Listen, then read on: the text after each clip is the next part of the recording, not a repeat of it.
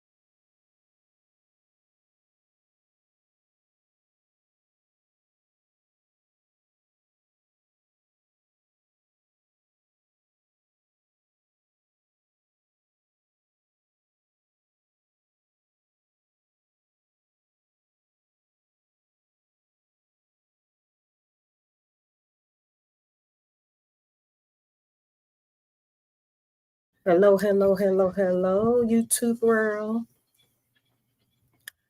Hello, hello, hello. I don't know how many people is in here yet, or if anyone is in here. Um, I had the live schedule for 5:30, but I had to change it to now because I know if I continue to push my live back, I will never get it in because it's just too much going on YouTube now. It's too many content creators to, you know, schedule your live and, um, especially around so many of them because we do share supporters. But like I said, if I didn't go now, I won't get it in. And I had already canceled it from yesterday. So whoever comes in, comes in. If not, you'll catch the replay. But I'm on today because I wanted to do a part two to a live I did a little while back in regards to grief shaming and just to, overall talk about grief because so many people are going through grief and, you know, so hold on a sec, y'all. Hold on one sec.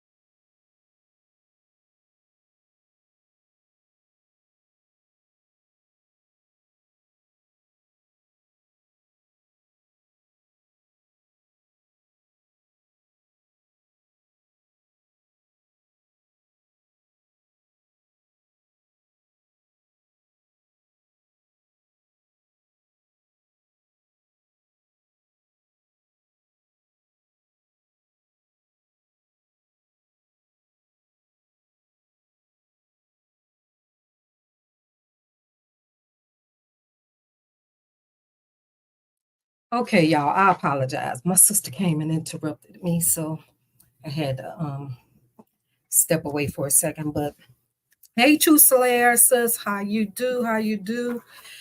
I had this live schedule for yesterday, and I pushed it to today because I kept pushing it back because there was so much going on in the YouTube street. So many people were live.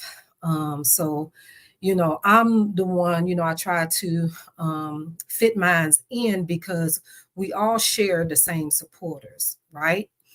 And, me being a little blogger that I am, because I don't consider myself a content creator or anything like that. So I try to get in when I fit in because I want someone in my chat to talk to, but if a heavy hitter go live, I can hang that up, right? So I said, well, let me go and do it now, and I'll schedule it for 5. I had a schedule for 5:30. I said, but you know what? Let me go now because I see some other heavy hitters are going live later. And so I just didn't want to continue to push it back. I got to be consistent. I'm trying to stay consistent with my blogging or whatever. So I'm not part of the drama. So I know I won't get the views, in my chat. So I just had to fit it in. Yeah, I be trying to get it in, sis, but it's so many heavy hitters, and with so much going on now, with all this, craziness, I just had to, just go ahead, go for it. Whoever come in, I appreciate them. Whoever don't, hopefully they'll, catch my replay, hit my like button or something, just get me out there. That's all I ask. I'm almost at 500 subscribers. I think I have like 343. I'm praying that, I can get the other subscribers. And like I said, I'm not too much forcing it or really pushing the narrative of the 500 subscriber because I know I'm not consistent on putting out the content. I still haven't really learned the YouTube. As y'all can see, y'all still talking to that little plain bubble there. I don't know what I did and I can't fix it, but I'll figure it out eventually. Just so much going on. I'm just getting back home from running to get, medication and stuff for my daughter. So, but yeah, y'all, I wanted to talk about grief shaming and just overall grief. Because so many people, we don't know, who might be experiencing it right now. I am one that's still grieving. Yes, it's been some years, but who says that grieving has a time that you grieve? Whether it's a loss of a loved one, a loss of a child, loss of a relationship. Who's to say how long we supposed to grieve over it? We can all pretend that we're okay. We can all pretend that everything is cool, copacetic, and that's not always the case because that's just the national front for other people to accept. And I've experienced that through my trials and tribulations of loss. I've experienced where I lost friends from, just not, knowing what to say to me, not knowing how to be a friend to me.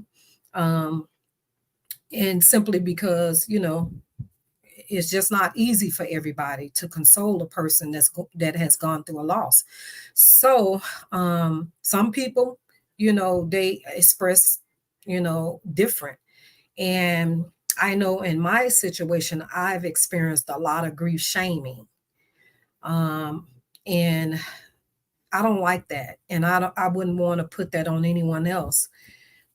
So I say all that to say, y'all, because I was watching, I don't know who's all familiar with the Braxton sisters, Toni Braxton and her sisters, but I was watching it and it took me a while to watch it because I know how my heart is set up. I'm real mushy, like I told y'all before. I'm not really good at handling death and, loss and stuff like that. I'm not really good at it. I'm strong in a lot of other areas, but that particular area, I am not. And I'm just putting that out there. I'm just being honest and transparent with you guys. Um, I am a wuss when it comes to that. And I am the same way, not only with myself, but when I see other people hurt.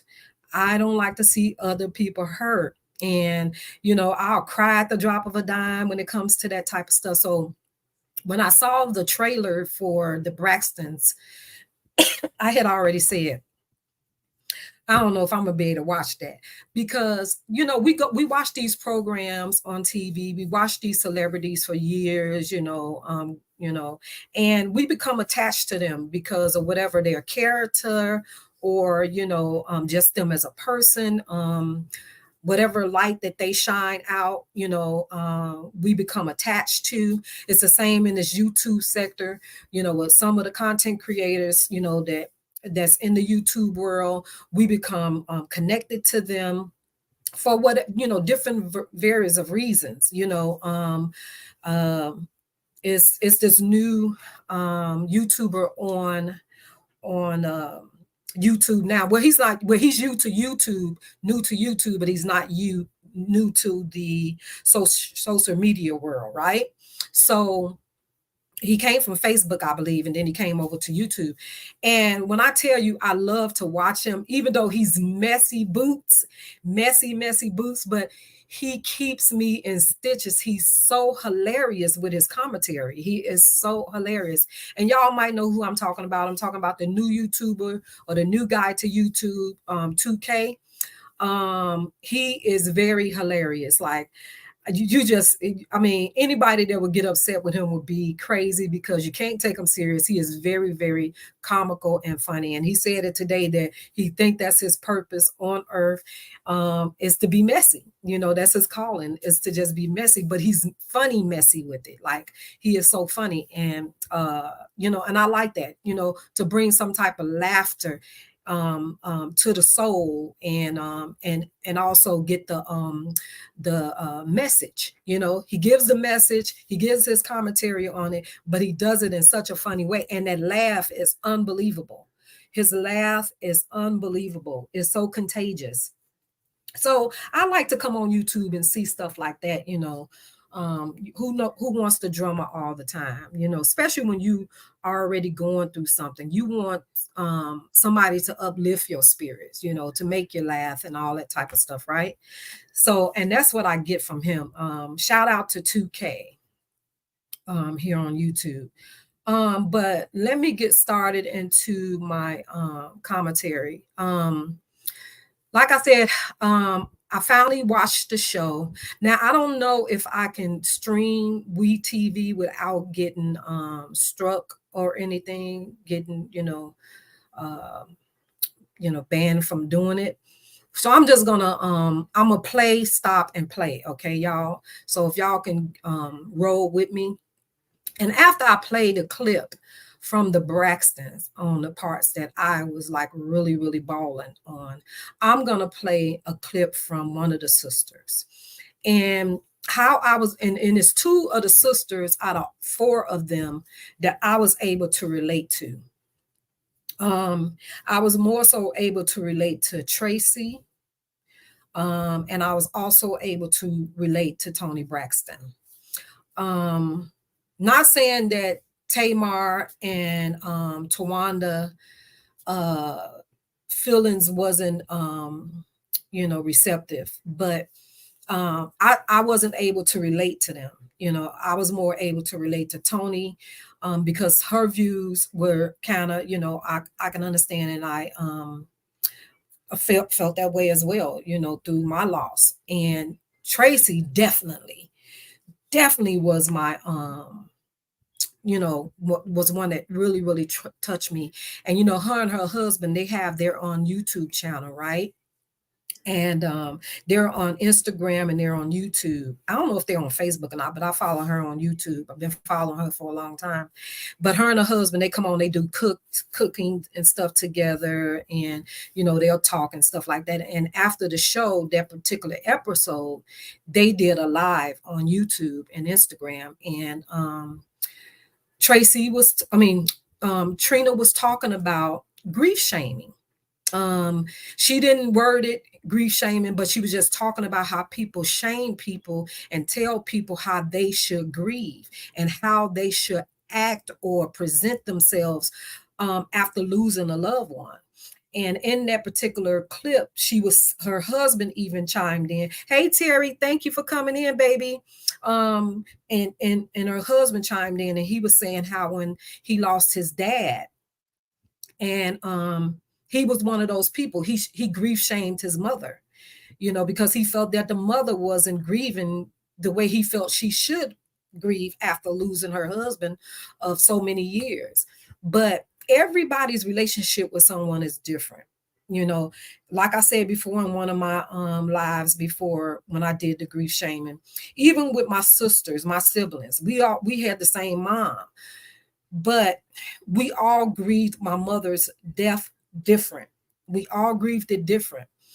I'm the youngest, so I was at home the longest, well, I was home the last with my mom, but I got those more intimate moments, those more conversations, the cooking values, just so much from my mom. And our bond was so different. I don't know if anybody remember my life. Some of the old people that came into my life might remember, but I said how my bond was so um was so good with my mom, that and so tight, that my mom had this certain smell. She had this certain body scent that I don't think no one else smelt that body scent but me. And I was so addicted to her aura and her body scent that I would take my mother's hands and I would put them on my face just so I can smell that scent.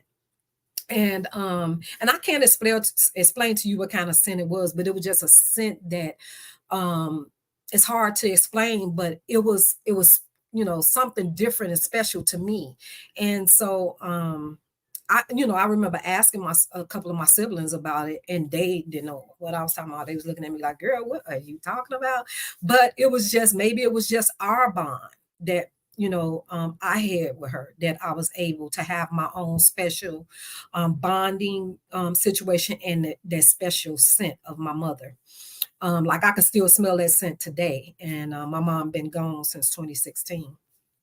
So I say that to say that, you know, everybody has their own different bond with whoever, their father, their mother, their, like mothers, they have a different bond with each kid. If you have more than one kid, you have a different bond with each one. So it's not that you don't love them no different, or love one more than the other. You just have a different bond with each child, because for one, each child requires a different part of you.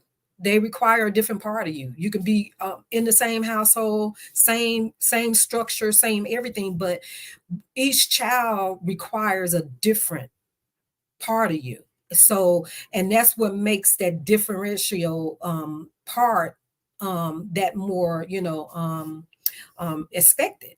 So that's what I wanted to say about that. But anywho, um, I don't think I have that many people in the live, but again, they can catch the replay if they choose to.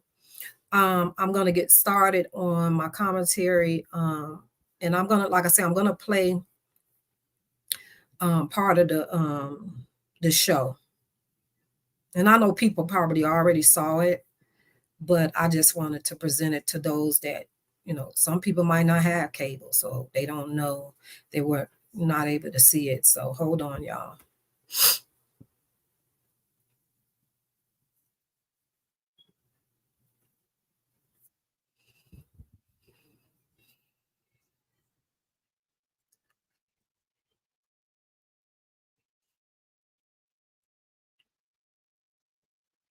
And again, y'all, I'm going to play it, stop it, and play it just so I can kind of break it up where they won't strike me, okay? So this is Trina. This is the one that I said, her and her husband. They have a show together on YouTube. So, but this is the beginning of the show. This is them meeting up to finally, they're finally, after a year or so of their sister Tracy being gone, decided to do grief counseling. So here we go. Year anniversary of Tracy's passing. Since everything happened, even with Tracy, I would have thought that maybe, you know, it would have brought everybody to a different place where we're closer.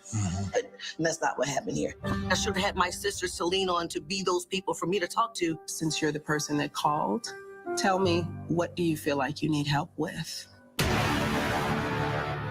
Trina was there when Tracy took her last breath. I have no idea how to feel yet. When we, as a family, go through therapy sessions, a lot of things are revealed.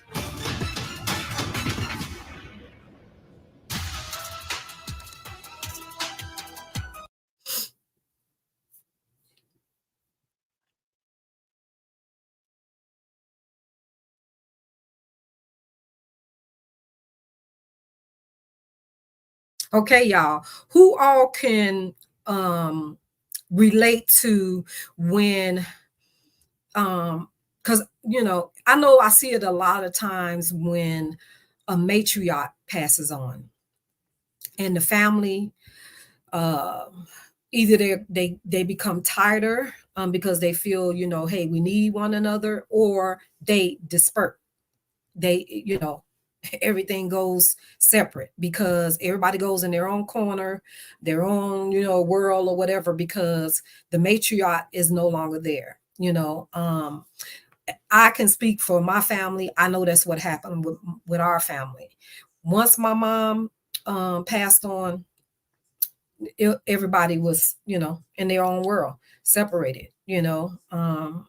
We didn't come together for a lot of functions anymore, or none of that. So everybody clung to their own immediate families. So let me go back.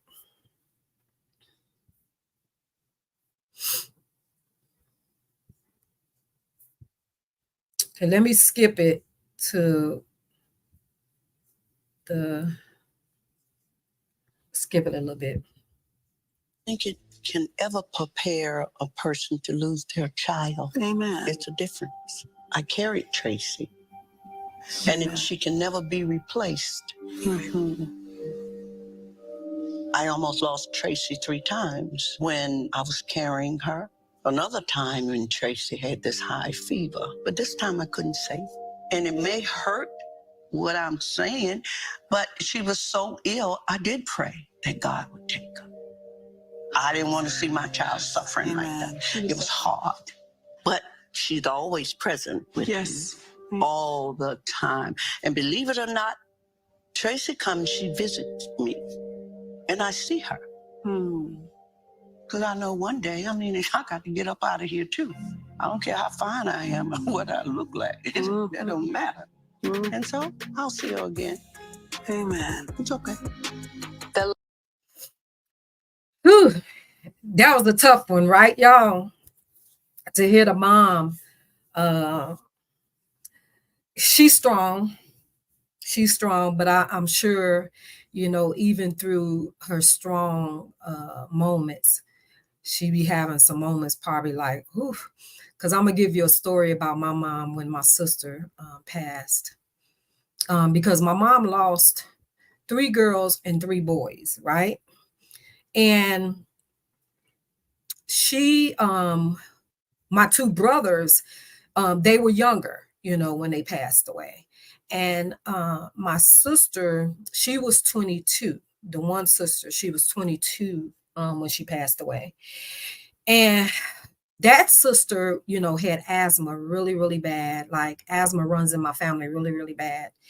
And she stayed in and out of the hospital. She was one of the kid my mom had that day in and day out, she was in the hospital. A lot of the hospitals here in Illinois, Chicago, knew my sister very well. They knew my mom, they knew my sister, because my mom constantly was in the ER with my sister.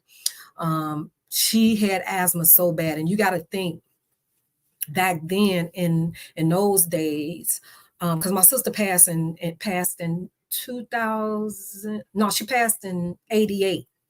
So back then, technology was nowhere near is what it is right now, right? So even the medication wasn't the same. So a lot of people, can live with asthma now with no complications really, because the medication has, and then you got more herbal type of treatments and stuff like that. So, but when my sister was suffering from it, she really caught HE double hockey sticks, okay? Because the medication was over the counter. Like, she used to buy her asthma spray from any local drugstore. It was called Primatene Mist. I'll never forget it. And so when she was, suffering through it, my sister even had to stay in the hospital for a whole year, because the asthma was so bad, and she couldn't gain weight. She was so skinny and frail. So my mother admitted her in this hospital called Lyle Beatty, I think it's called, in Hyde Park. She admitted her in there for a whole year. So we would go there and visit my sister, and it was so heartbreaking because me and that sister were the two youngest kids. We were the two youngest girls. So, we did everything together. We went to school together. We shared so much together, to the point where, I named her first child. So to see her and have to leave her, it was so, so heartbreaking to leave my sister in this hospital, and then she wanted to come home, and to see her cry and stuff. It was just so heartbreaking, y'all. And so, but yeah, so we had to, visit her there. And so my mom, when my sister passed, because of course I'm the baby, but I understood that my mother's bond with that particular sibling was different. I didn't get jealous about it or anything, because I knew her bond was different, because that was her sick child. That child was sickly. So of course she was going to demand my mother's undivided attention, a lot of her attention and her love and stuff like that.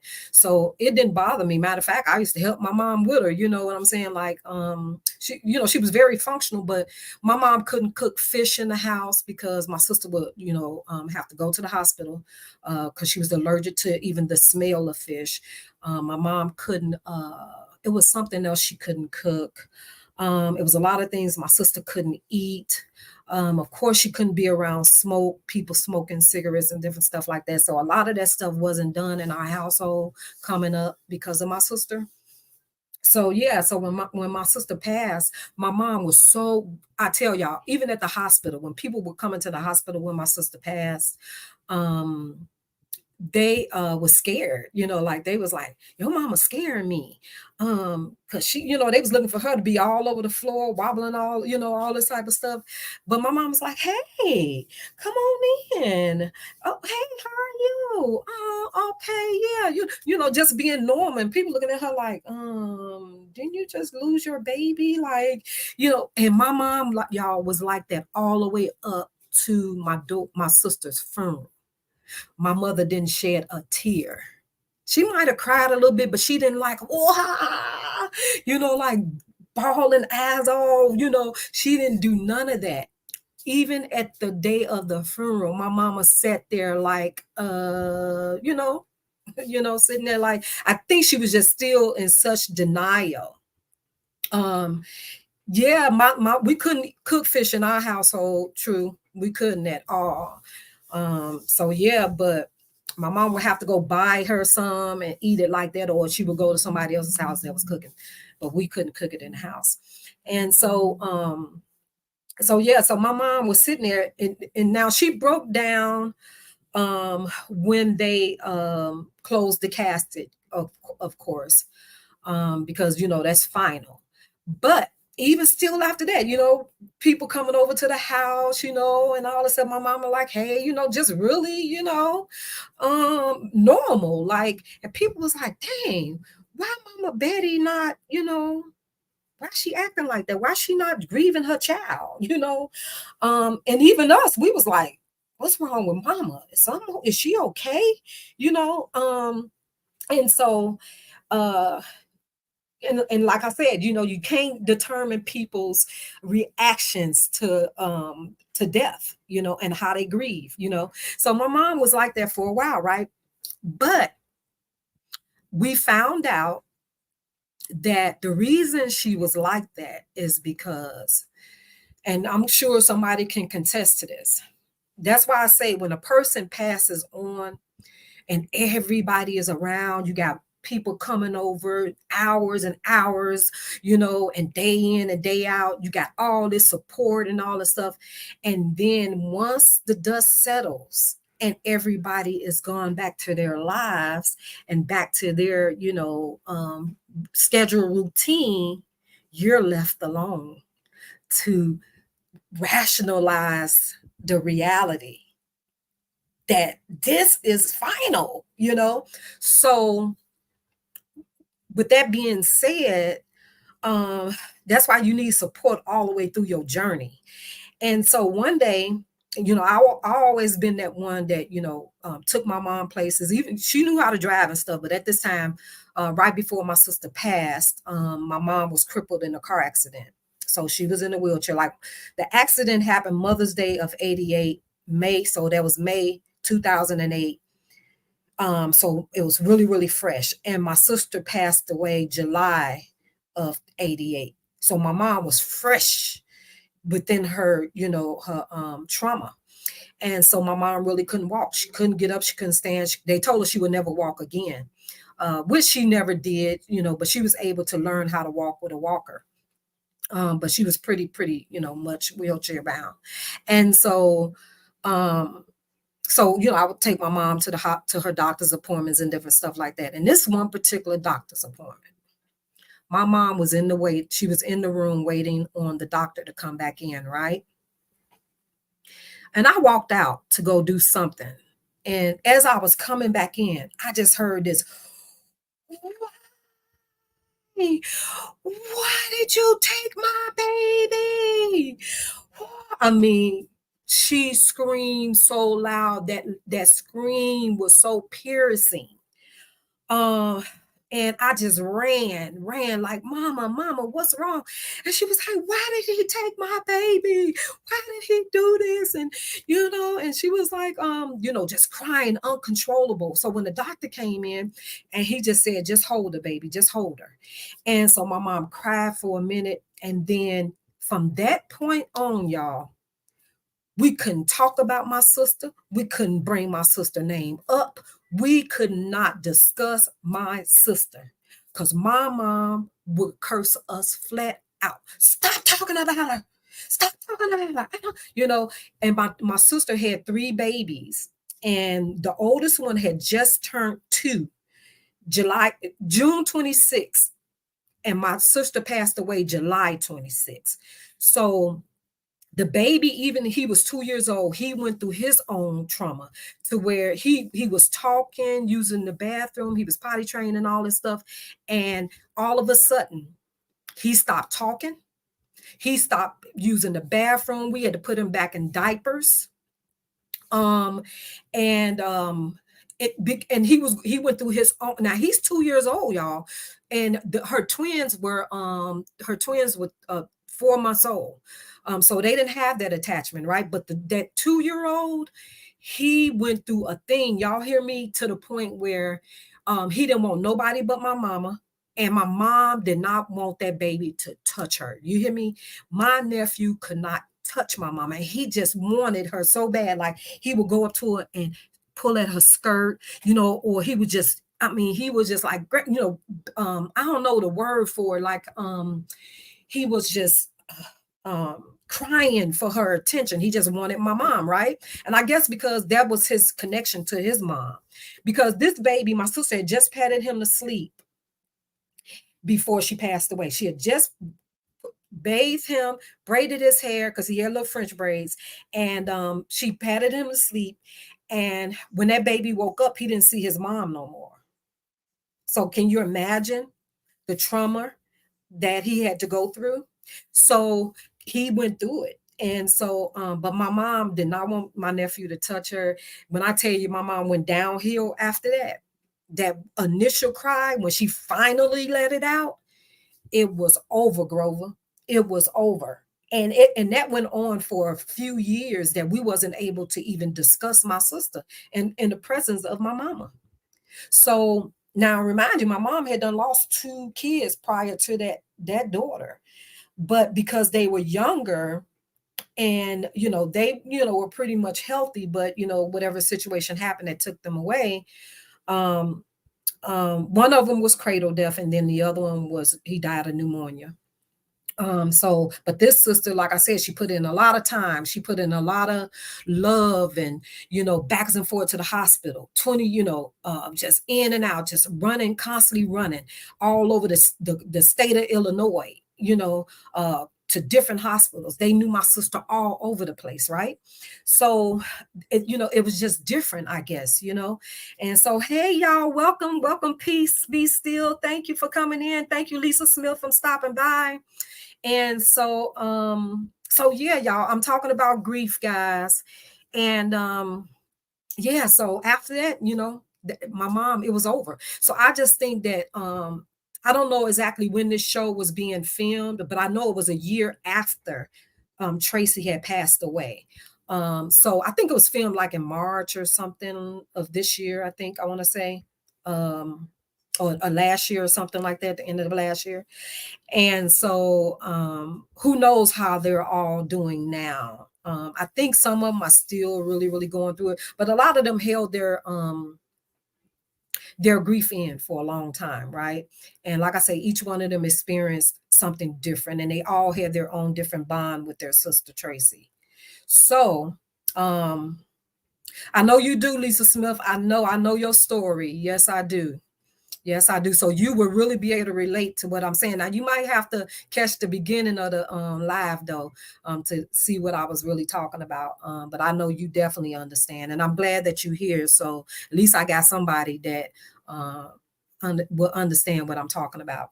So, and you're a mom of a child, of losing a child. So you can kind of, get us on there.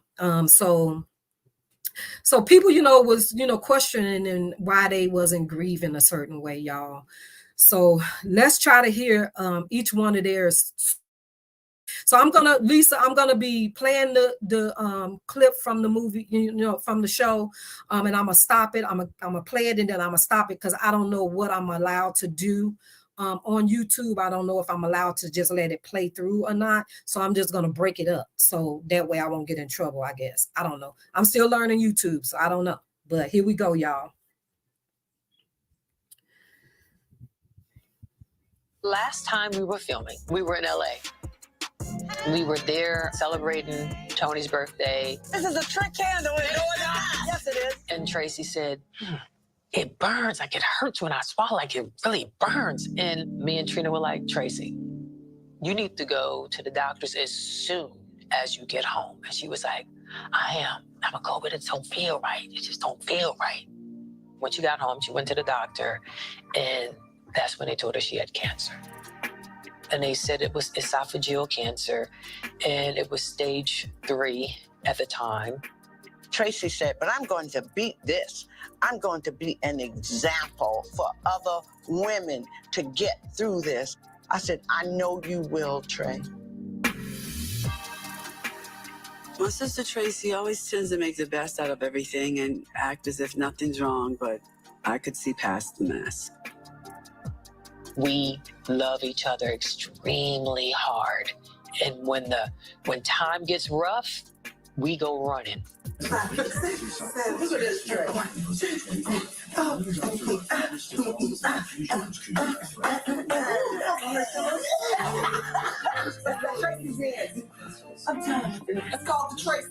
We just kept flying back and forth this year. We took turns with different things, and everyone had their own role in being there for her.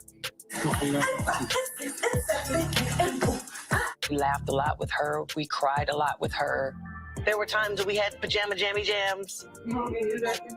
Oh no. They were so I don't silly know what she's together, doing. though. And we did karaoke sessions. We watched a lot of Judge Judy. Ready, clap, bitches.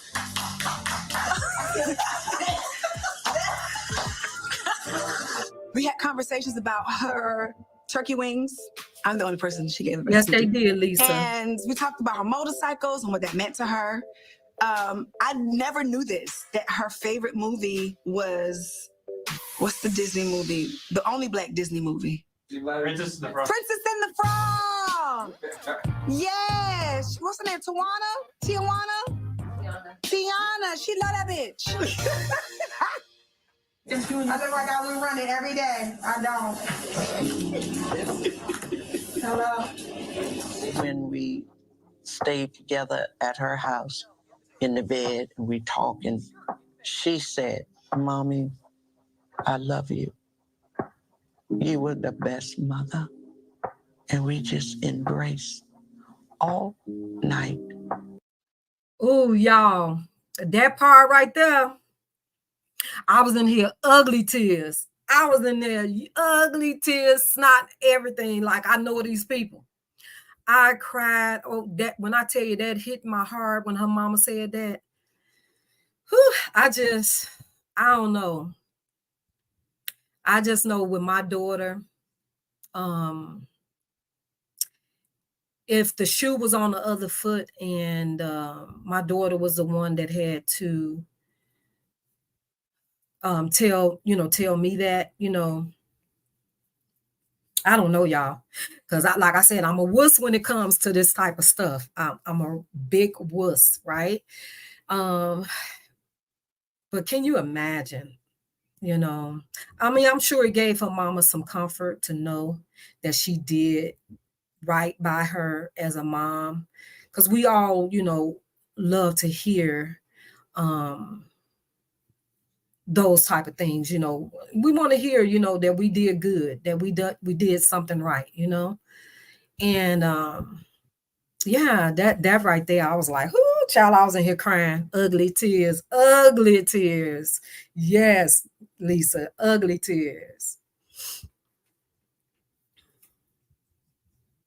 Lord, I will always remember that. Why don't you organize your cards? Why you in my car? Because you're showing them to me. I don't want to cheat the bitch. I want to whip your butt fair and square. But you don't have no books. Tony Braxton as a gangster.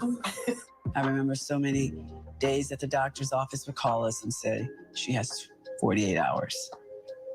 It's 24 hours, she has 8 hours. And then it would be the next month. They would say the same thing again. Tracy, Tony's in bed with you. We watching movies together. Look her face up. We know.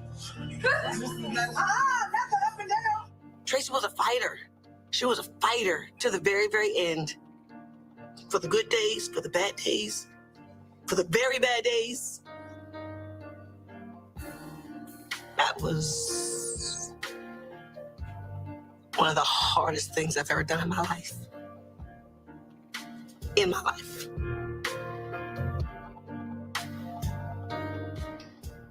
But would I do it again?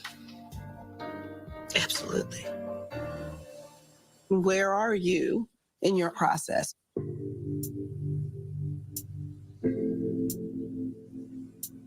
I can't help you if you guys aren't clear on what you actually want to talk about as real problems, so that we can get right to the root of it, to heal it.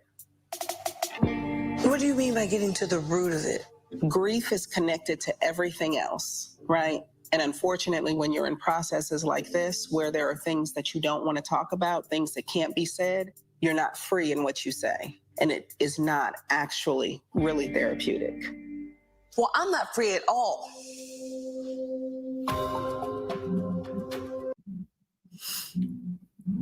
Again, Tracy is the one that Trina is the one that I really, really identified with. Trina and Tony. I don't know if y'all noticed Tony's face. Tony is so devastated. And not only is Tony dealing with the grief of losing her sister, she's dealing with guilt. She's dealing with guilt. And we all know what guilt can do. Guilt can come from either guilt of you wasn't there for your loved one like you should have been. You knew that you could have done more, been more present in their lives. So that type of grief beat your tail. Like that's that guilt. That type of guilt is the one that you just you weren't right. So, and it's nothing you can do to make that part of it up. There's nothing you can do to make that part up. So I wouldn't want that kind of guilt. You know what I'm saying? But Tony had the guilt of, she had the guilt of she felt that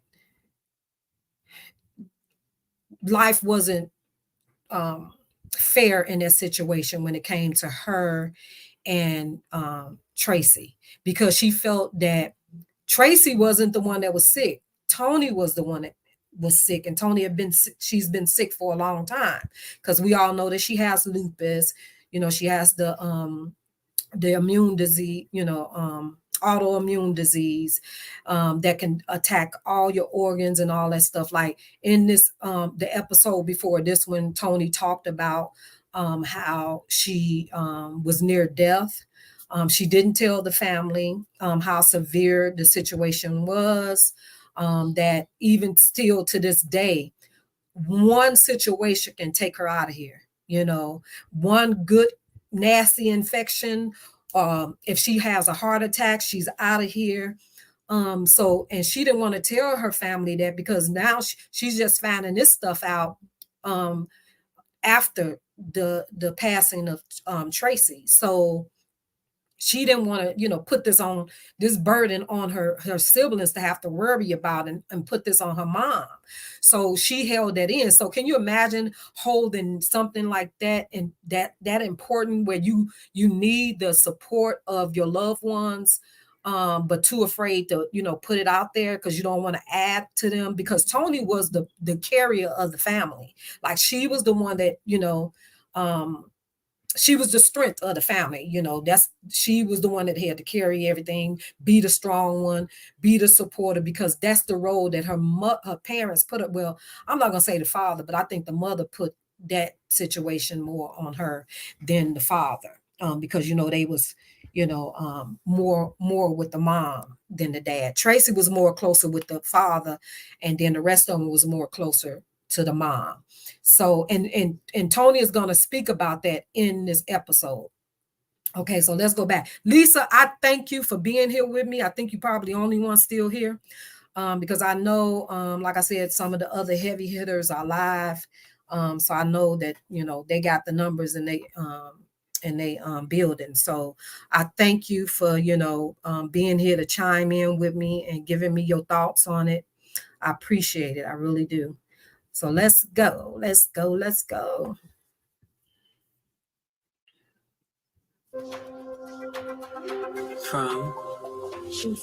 what, Trini? Anything. And Tawanda was right. Tawanda said, Trina, you're not strong enough to watch Tracy take her last breath. And I was like, Tawanda, yes, I am. You can't tell me what I'm strong enough to do. Trina and I was there. And I thought I was strong enough, but I wasn't strong enough. I wasn't strong enough to see it. I know how sensitive Trina is, and I knew that that wouldn't be good for her. Those are the things that will scar you for the rest of your life.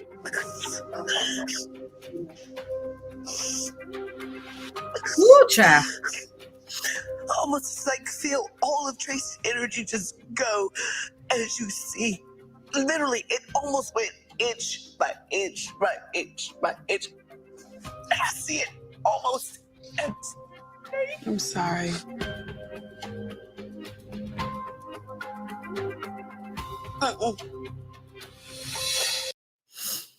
Yeah, y'all. And with that piece right there, I really can relate to Trina, because my sister, the one that I said passed away from the asthma, right? That's why when I do get finished with my book and stuff, a lot of this stuff will be in my book, because I suffered trauma at such an early age, when it came to just trauma of grief, man. And my sister, because we were the two youngest ones, that was, in the household, the two youngest girls. We talked a lot. We did a lot of stuff alike, even with my sister, my sister used to wet the bed. I done got wet many a times, right? When my sister was dying that day, because I truly believe that my sister was dying that whole day. And for some reason, like I said, we had just had the car accident. I was in the car accident as well. Really, I was clinically pronounced dead in that accident that my mom was in. My nephew, who is no longer with us, he was also in that car accident with us. He broke his leg and his hip. And my sister, who lives with me, which that was her son, he also, she was hurt a little bit, but me and my mom, we were the worst. We were the worst because we were the front seaters, right? And so I was airlifted and everything. My mom was able to go right up the street to the hospital where we were at. And so my sister, like I said, that was May of 88. My sister passed away July of 88. So when my nephew that was in that car, he was like my son before I had my child, right? So he was always with me. So he was at my house with me, and he had a full body cast on, so he couldn't do nothing. He couldn't bathe himself. He couldn't do nothing, right? And so he had a doctor's appointment. And do y'all know I had no energy? It was just like my sister's death was. It was taken as layer by layer. Like she said, how watching Tracy go away, every layer she felt that through her body. Honest to God, I promise y'all, that was the same way I felt my sister's death, because I could not, for the life of me, get my day started. I knew my nephew had this important appointment. My sister doesn't drive, so he was all the way out in the suburbs of Chicago with me, and my sister was in the city of Chicago. So, but she kept calling me like, "Girl, Donnell got this doctor's appointment. You got to come on." I kept telling her, I'm coming. And for some reason, I just did not have the energy. I did not have the power in my body to go and get ready, right? So I went upstairs. I said, let me just go and take my bath and, throw on my clothes so I can get out of here. I went upstairs, ran my bath water. I had to run that bath water 3 times, because each time I ran it, turned it off, and went back downstairs and balled up in the chair. I never got in the tub. So the water kept getting cold on me. So finally I went on here, and my guy at the time was like, D, you got to go take this boy to his doctor's appointment. You need to get up. And he had something to do, so he wasn't able to take him or take him to my sister, right? So I said, okay, I'm going. So I got dressed, went back in that chair, ball back up in that chair, right? And so my nephew, he didn't trip. He was like, Auntie, my mama, it's okay, it's okay. And so he up in the room, doing his little thing or whatever. He ain't paying me no attention. He ain't even thinking about he got to go to the doctor. Probably didn't even want to feel like going, right? So the last time my sister called me back, she was like, look, I'm just gonna make him another appointment because I see you ain't coming. And I was like, okay, sister, I'm sorry, And so I said, okay, then shoot. I went back, balled up in that chair, right? So my guy was like, you all right? You ain't yourself, like you cool. And I'm like, I'm okay. Yeah, I'm good, He was like, okay. I said, I'm gonna get up and cook something in a minute or whatever, right? So he, went on here. He said, I'll be back, and he left. And so I don't know. It seemed like, I know it was hours after, but it seemed like it was right. Like in seconds or whatever, right? And but I got a phone call, and my niece called me, and she was like, girl, guess what? And I'm like, what, girl? She was like, my track just fell out my hair.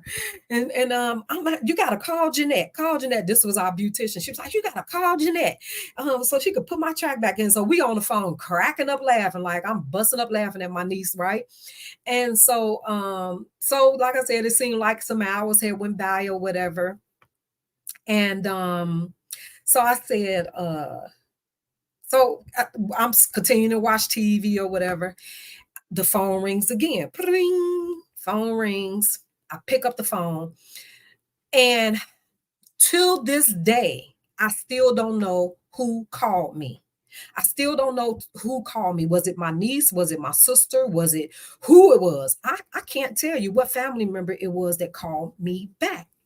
But whoever it was called me and said, you need to get to mama's house. Something happened to Pam, and they don't think she's going to make it.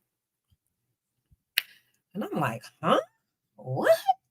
So now I'm trying to scramble up, get myself situated, get myself going. And, I'm calling my guy like, hey, I need you to bring me the car or I need you to come and get me because they said something happened to my sister and I need to get home.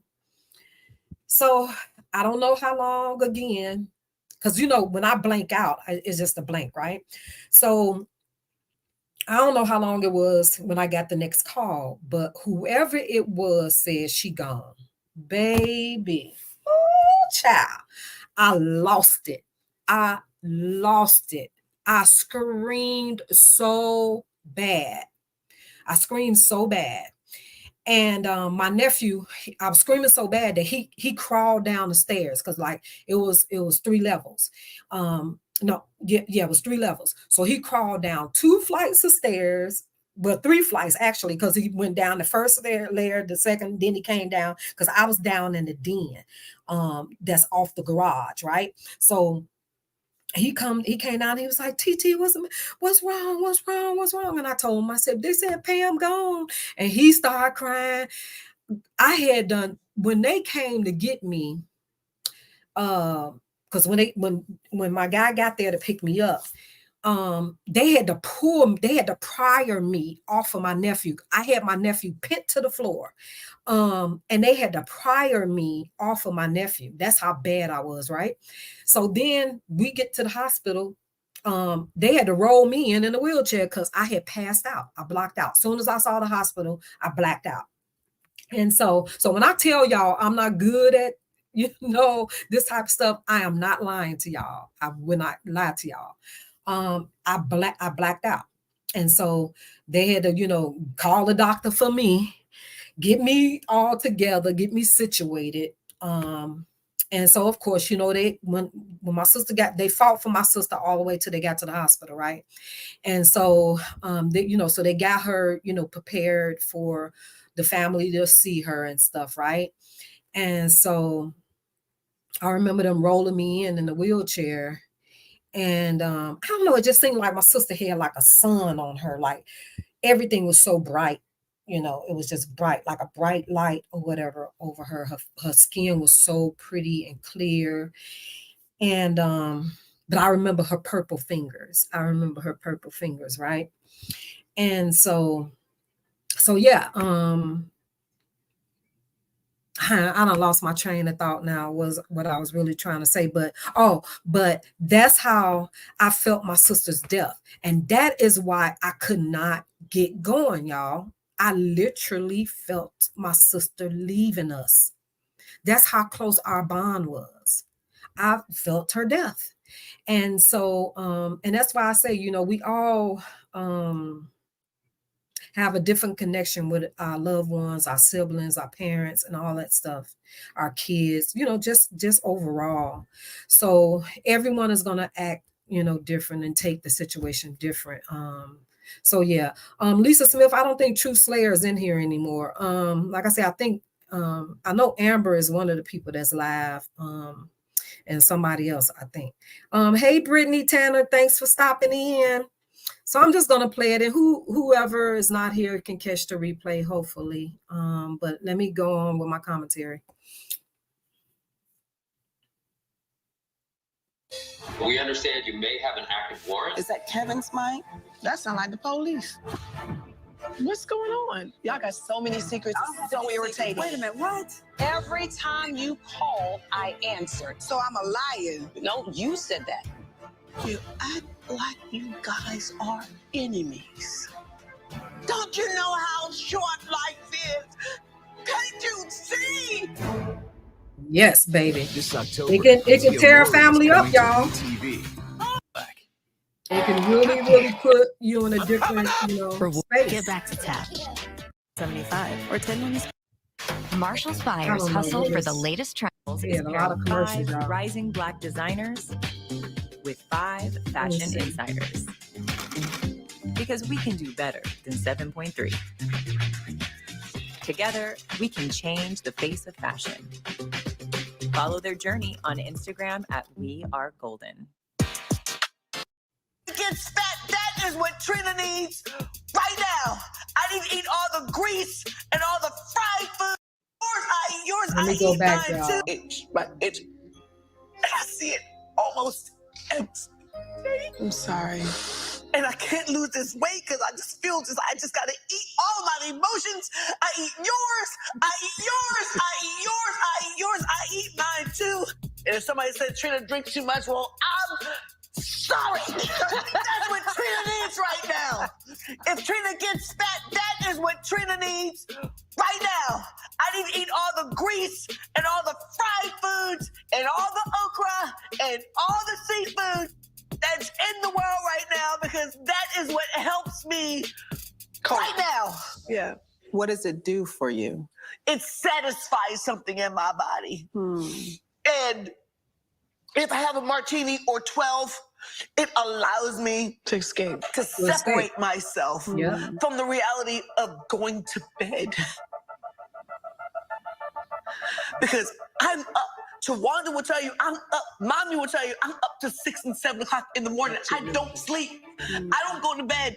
The sun comes up before I go to bed every night for 2 years. Wow. Every night, because I don't want the darkness on me when I close my eyes, because I see her in that green kimono every day. Wow. And I My don't heart know what goes to out do to with her. it. Honestly, God, I don't know what to do with it. What do I do with it? What do I do with it? She's here for it, Trina. I'm sorry. What do I do with it? I'm so sorry. What do I do with it? Can I touch you? Oh, baby. No, she don't like people to touch her. Yeah, make a cry, man. This is what the process looks like, beautiful. This is it. I don't know what to do with the noise in my head. That's why when I go to sleep, the television is on. Something has to be on so I'm not left alone with my thought process. And it's a lot. Yes, it is. It's a Because, lot. Trina, you're not just dealing with grief. You're dealing with post-traumatic stress disorder. That too. And you need treatment. Yep. And the food and the alcohol is just self-medicating the pain.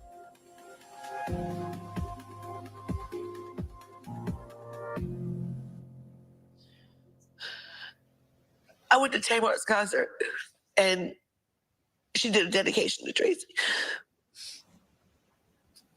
And I turned into mush, into nothingness, and I didn't want to make it a bad moment for Tamar, so I tried to, keep my composure as much as I could. But Tamar came and checked on me. I don't even know how you continued on. I don't know. Because that's my way of grieving. I got a lot of tools when I went to grief therapy, Okay, Tawanda, what about you? How are you dealing with your grief? I look at death and grief differently for me. I believe that energy and spirit in your soul never dies. I believe that even though Tracy's not here physically, that Tracy's still here, just not in the physical form. So there's a different kind of peace about it. Oh, God, yes. I mean, I have moments of, damn. But then I know that I can still talk to her. I know that I can still have moments with her. And maybe nobody else can physically see it with their physical eyes, but I can experience it with my energy. What are you all feeling about where you guys are?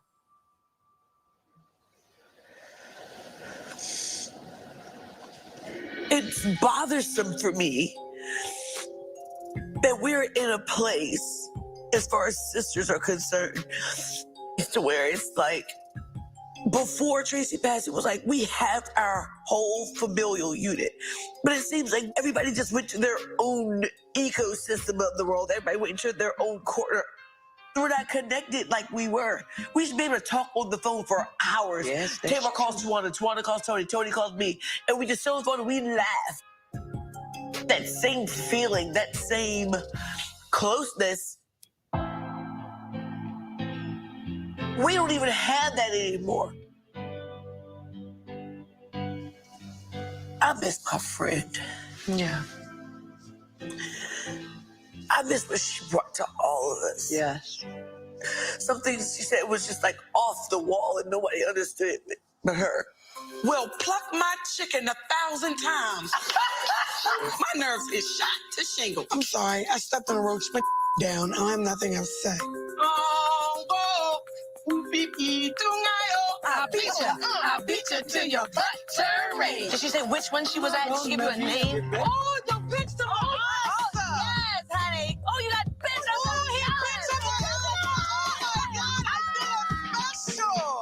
I am still attractive.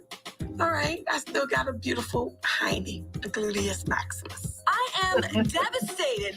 I mean, what do I have to do to get some pincherization? I remember that What is Tracy's episode. secret? Bad, bad. That's what made her Tracy. You know what I mean? Tracy was a 24-hour pot of coffee. Banana pudding, banana pudding, banana pudding, banana pudding. Yes. Banana pudding. Y'all know that right here. No, it's one. I always remember Tracy. Every day. No. Just that fun-loving, outgoing, just special person that she was. I'm so excited. I'm so excited. I can't wait to do this again. Wear the crown. Be the crown. You are the crown. I just want to be Valued. That's what I cry. And you are valued. Give it up for Tracy! Woo! Tracy, I love you so much. I love you too. I'm so happy to be your mother. Thank you, man. Oh, my baby. I love you so much. Don't tell your sisters that I love you. Oh, about to start some crap, Dad. I love you. Okay, boys, we supposed to kiss with this COVID and everything. Why you gotta see the JD word? You cannot damn God. God is not Look, pleased with that. God was like, forget 2020. I told Mommy this and Mikey this. I think Tracy was the glue, and we never realized she was the double stick glue.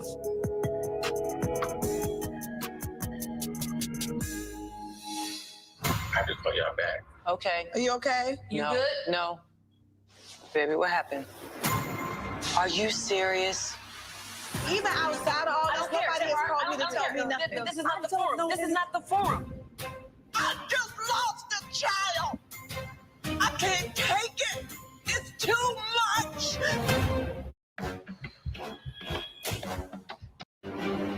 Your 5% cash back is just the beginning. We see how much you care.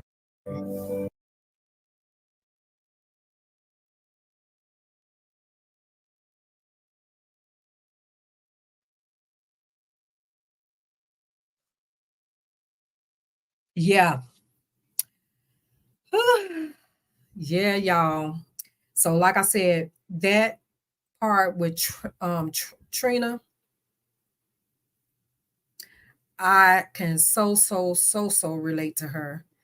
I wasn't there when my sister took her last breath, of course. Yes, she passed. I would say she passed in front of my mom, my sister, and my niece, because my niece was the last one with my sister. She was the one that took her to the store when my sister didn't want to go to the hospital. So my niece beat herself up for a long time because she said she should have just listened to her first mind and took my sister straight to the hospital. But my sister kept telling her, no, just get my spray, So my niece and my niece said doing that travel from the house to the drugstore to get her spray, my sister kept falling asleep.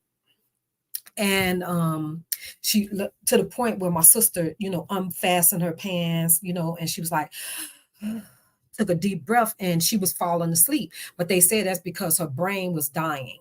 That's why she kept dozing and all that stuff. She, her brain was dying at that moment. And so, because she was losing the oxygen, and so she kept dozing off. And so my niece was like, well, Pam, if I knew you was going to fall asleep, you could have just stayed at home and I could have went by myself and got the spray. And so my sister was like, she would laugh, you so silly, leave me alone, And so she was like, I'm just saying. So when they got back from the drugstore to get my sister's spray, my sister, my niece ran on back in the house because she was doing whatever she was doing or whatever. So she thought my sister had done got out and went in the house, but my sister stayed in the car for a while. And then I guess she went in and, because my mom said she came in, she, took a couple of her spray and she went back outside, I guess because she couldn't breathe. So she was like, she was trying to get air. And so my mom said, when my sister got out there, she, heard her, just hit the car. Boom.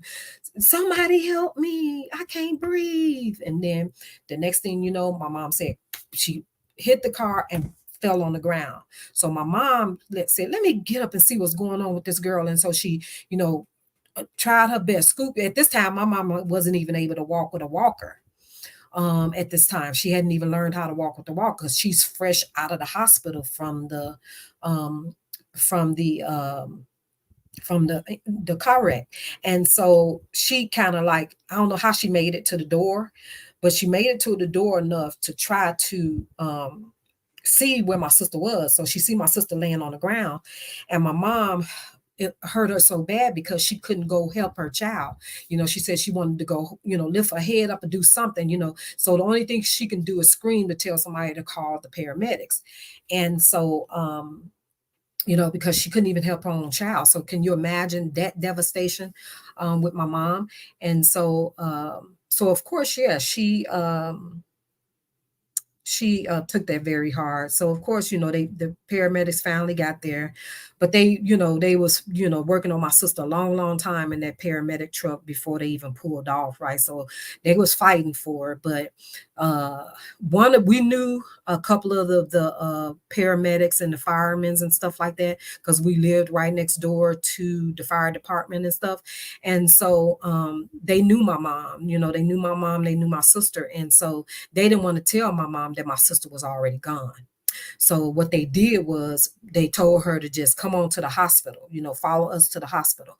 So, they went in, of course they go in a different way than when you would go to the hospital and come in. So they went in and So they got my sister, you know, like I said, they got her situated.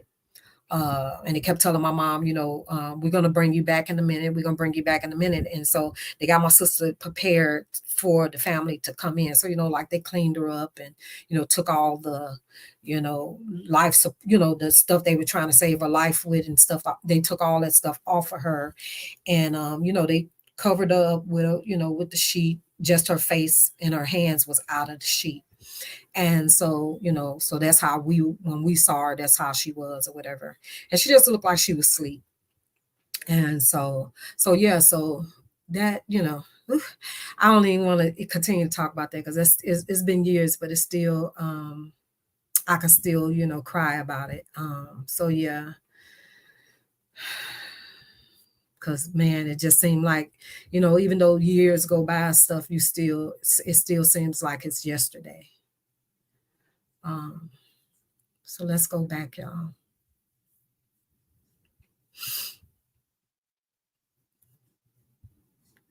Who take quality very seriously.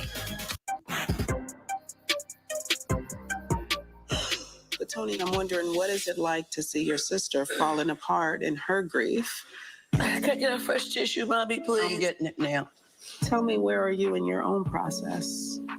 I am probably in the angry stage. I'm definitely not at acceptance yet. Do you know any part of what you need that is missing in order to help you get to a deeper sense of peace? You just know that it's missing. But I just keep it all suppressed because that's what I'm supposed to do. According to who? I guess the role I was given in life. You're welcome. What exactly does that mean? I just think it's the role I'm supposed to have, so I just wear it. Being the oldest and the oldest sister is really hard for me to ask my family for support, but not in the way you think, because we always support each other. Just wanting to talk to them about things because I feel like I always have to be the strong one and I'm invincible and I'm always right. Not really, but I think I'm always right. And I don't know how to feel vulnerable and let them know that I'm human too. I'm super sister. That's me, y'all. That's me with my siblings, even though So I'm then the what baby. is that like to be you who can't express the anger that you feel in losing your sister? Before Tracy passed, I was kind of angry at God. Why would God take her? I thought it was unfair. It's unfair that Tracy's the one that's sick, the one that's dying, and I have lupus. I feel guilt because I felt like I was the one that was going to die first. And I was angry because it was like, Tracy's has so many obstacles, and why would God take her? I thought it was unfair. I just felt I'm the oldest, been here the longest. I have lupus. I'm trying to figure out, because you'll never not be the oldest. Right. And you want to work on your grief. I'm trying to figure out, how do you imagine that you'll be able to if you believe that you should just always keep it together? I use my music to try to help me soothe or self-medicate that way. Music helps me a lot. I'll try to go back to how I felt years ago, just before my career happened. That innocence in it, and it soothes me, it gives me inner peace because I was hungry and it was innocent. I'm so beyond grateful for what I have. But going back to a time in my life before I made it makes me feel at peace. I had less responsibilities, so much hope for the future. I know I still need to process my pain and anger, but I also have to be gentle with myself too. You have your sisters here, you have your mother here. What can they do in the now to help it get better? My parents did a fantastic job of teaching us the core family and being together, but they didn't do the best job of letting us live our lives individually. Yeah. Feel guilt and feel responsible for each other. Mm. Almost like you do for your children. it's almost like you put your sisters ahead of your kids sometimes. And I had to work really hard to put my kids first because I was taught it was always about family, immediate family. And that part is difficult and challenging for me to try to navigate. But one of the things that's important, and I heard you guys both mention. I'm sorry, Spirit. Can we ask Daddy and Kevin how they're feeling? Absolutely. Before we move forward? Daddy. So do y'all think that her mom put a responsibility on her that she shouldn't have had to bear, being the oldest and having to be responsible for her siblings? And because you got to think they had two-parent household up until the dad did what he did, but at that time they were grown, at that moment. So for Tony to have to feel that way, and we all saw that whenever the show was on, we saw where Tony was always the one that had to play that protective role, the strong person, like the caretaker of the whole family. Like she always felt that she had to carry them, financially, till they were able to get on track to where they had their own income, all those stuff. And she always had to play the mediator when they would, have they spats and stuff. So yeah, I think that's a heavy burden to have to carry. Like, even I've always been the strongest one out of my siblings, and even to the point to where when my mom passed away, one of my brothers told me, "Oh, so you know what that means now? You mama now." And I was like, I don't want that responsibility. No. But that's the way they look at me, so I don't mind it or anything like that. Not saying that, but I was like, I don't want that responsibility. I can't feel mama's shoes. No. Now I'm here for you. You need me. You want something, you need me to do something. Yeah, yeah. But and I have one of my other sisters. She's the oldest sister now. She'll call me with her doctor's appointments. I got to go to the doctor. I made my appointment for this, blah, blah, blah. And I'll be like, okay, all right, or, I have another sister when she got medical questions, because I've been, dealing with my daughter for so long that, a lot of the stuff I know. And she'll call me like, this is what they said. And girl, I'm like, oh, I don't know what to do. And I'll tell her, girl, it's nothing. It's this, it's that, kind of easing her, fear of whatever, and telling her, girl, it's not that big of a deal. Don't worry about it. Don't stress it, to the point to where her last situation, she called me from the doctor and had the doctor to talk to me, because they know I know a lot of the medical terminologies and different stuff like that, So yeah, so that's the role I played with my siblings, because they know that I'm level-headed. I'm gonna get sound advice.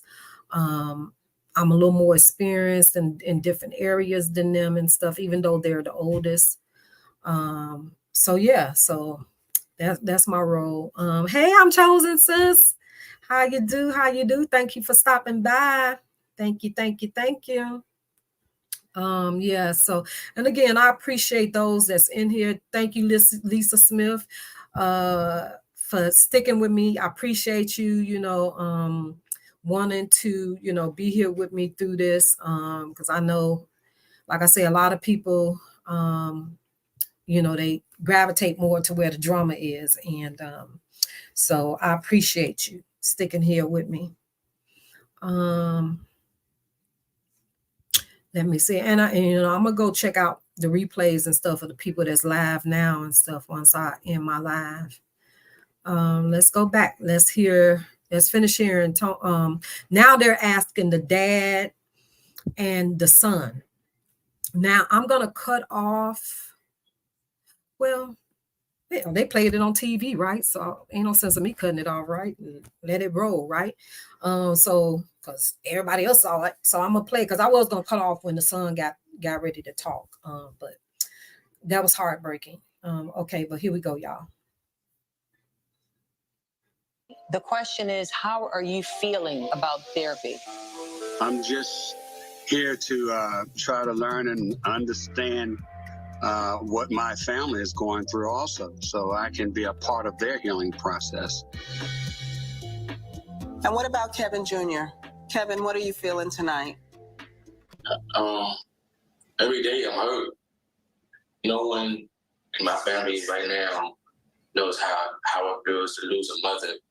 It's like losing a part of me. And it's hard. I got a lot going on my behalf. So not only am I grieving my mother, I'm also grieving me losing my wife. So it's a hard thing to adjust to, especially when you have someone that had conversations with, your mother, saying that they have your back, saying that no matter how hard it's going to get, they're going to be by your side. And then it came to a point where she served me papers a couple of months before my mother's, 2-year anniversary of her passing.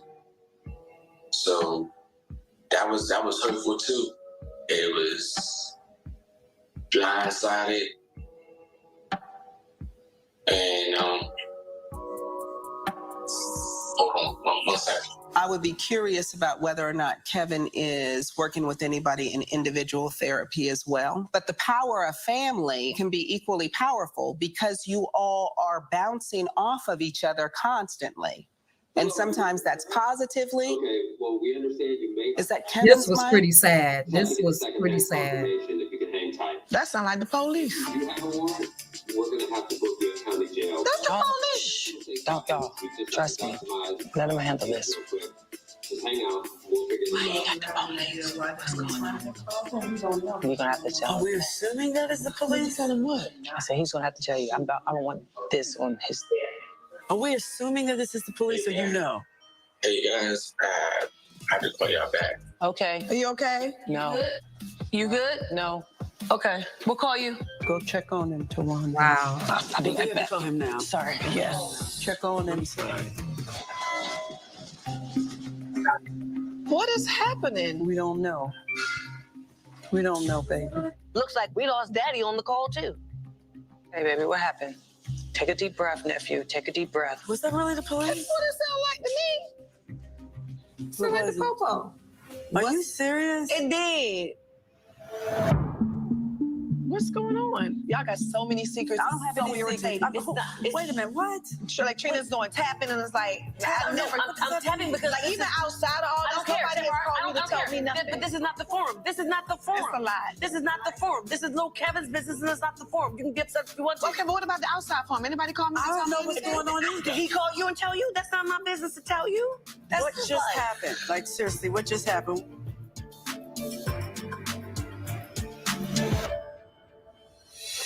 I was here before. Well, who? Friend of mine. Lot of us a pimp. Let me find out. I got girlfriends and I got boyfriends. Did you call me yesterday? I did. Did I answer it? Well, because we're taping now. No, no, no. No, ma'am. No, ma'am. No, ma'am. Next Friday on an all-new. Don't miss the Braxtons, all new next Friday at 9:30 on WeTV. Who did that? Are you serious? Let's just take a deep breath, okay? I'm on the phone with you. I got you. Tell me what you need me to do. What is happening? Was that really the police? That's what it sounded like to me. Mm-hmm. Are you serious? What just happened? Like, I don't really? know. My frustration is that it's a bunch of secrets, and I'm just like, well, what's going on? Even outside of all of this, I don't know anything. I don't either. But I'm not there to even tell you what's going on. Wait, hold on one second for me, if you guys don't mind. I think maybe what happened now, this is not the first time that something like this has happened for you guys. I assume this is just what family looks like, right? Everybody has a personality. Everybody has a boundary, a belief. How are you guys feeling about where you guys are now? Kevin is abruptly pulled away. Where does this leave you guys in the process? I wish I could give you some answers. Energy is just weird. What is it? What is the charges? What are the charges? Put them on speaker. I want to know the charges. Our energy got really weird and everybody's energy got defensive. And I don't know why we all went there. I'm going to say everybody. I think all of us got defensive. I don't think this is all just about Lil Kevin Jr. It's a symptom of a deeper issue in our family. Yes, bless his heart. I think Tamar being the youngest, sometimes she thinks maybe we don't want to worry her. I think people I hope tend to do things that has with the gotten better youngest, since and this that's not episode. okay. That part's not okay. I don't know what's going on. I just know he's going through a divorce. I have no idea why cops would be at his house if that's indeed what happened. That is what happened. I asked the police, I said, so what's going on? They said, well, someone anonymously called and said that he has a warrant. So he has a warrant? So he has a warrant. For but what? He doesn't know. So he just went to jail? Right. So he's going to go before a commissioner to figure out what the warrant is actually about. We can't assume anything. Can't assume anything, because we don't know. I think that someone close to Kevin called and set him up. The timing of it all, the timing of the grief counseling, the timing of the call of the cops showing up at his house is too coincidental. It's like, really? Who would know that he's there? That's not a coincidence. Well, what would Tracy do? Be down there right now? Be right there. I can't begin to imagine what little Kevin is feeling right now. He's just lost his mom. He's an only child from his parents. He probably feels alone. And as his aunties, we try to be there for him, but I think there's a void we could never fill. So obviously we're going to have to meet with you again. Well, that's what I was going to Another ask. That's the time. question. Do you all have the apologize. focus to do the work, or do we need to reconvene at another Probably. time? Reconvene for what? Why you say that? Because I think the energy I don't think we're open to receiving anything right now because now I'm worried about Tracy's son. But maybe she can talk to you individually. I went to grief counseling. Listen, I'm all here for advocating for a healthy mental health, because you never know who you're going to reach or who needs to be touched. I move in a space of what's best for my health and what is going to allow me to remain physically and mentally here for not just myself, but for my child and the people who love me. And I have no shame about that. My boundaries is very serious. And, I don't waver my boundaries for anybody or anything. And I don't know how to respectfully convey that to a stranger that doesn't know everything that we have been through or what I have personally been through. But, I put my foot down and it stays down. It no longer serves me to beg. I have no desire. Can I ask, what do you mean beg? When you say I don't want to beg, I'm just curious. Beg for sisterhood, beg for friendship, beg for time, beg for none of that.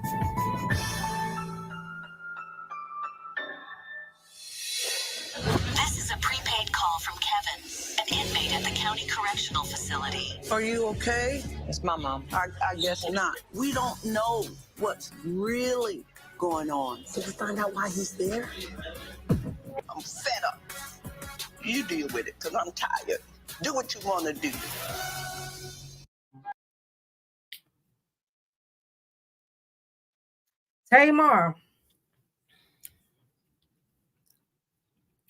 Tamar has some unhealed issues. And to be dealing with grief on top of that, that's a hard rock. She's stuck between a hard rock and a rock and a hard place because she's got a lot of unhealed trauma. I don't know what Tamar has gone through in her life. I don't know if because when the parents went through, when the dad did what he did to the mom and they went through the separation or whatever, because we all know that the father left the mom for another woman. He was cheating with another woman on their mother. and eventually went with this woman or whatever, moved out with the lady. So of course that affected all of them individually as well. But I think Tamar was affected the most. I think she was affected the most. And because she's just been, each show was an issue with Tamar, and her unhealed trauma, because she was always so unhinged. She was the snappy one, the one that would snap out. She was bullheaded.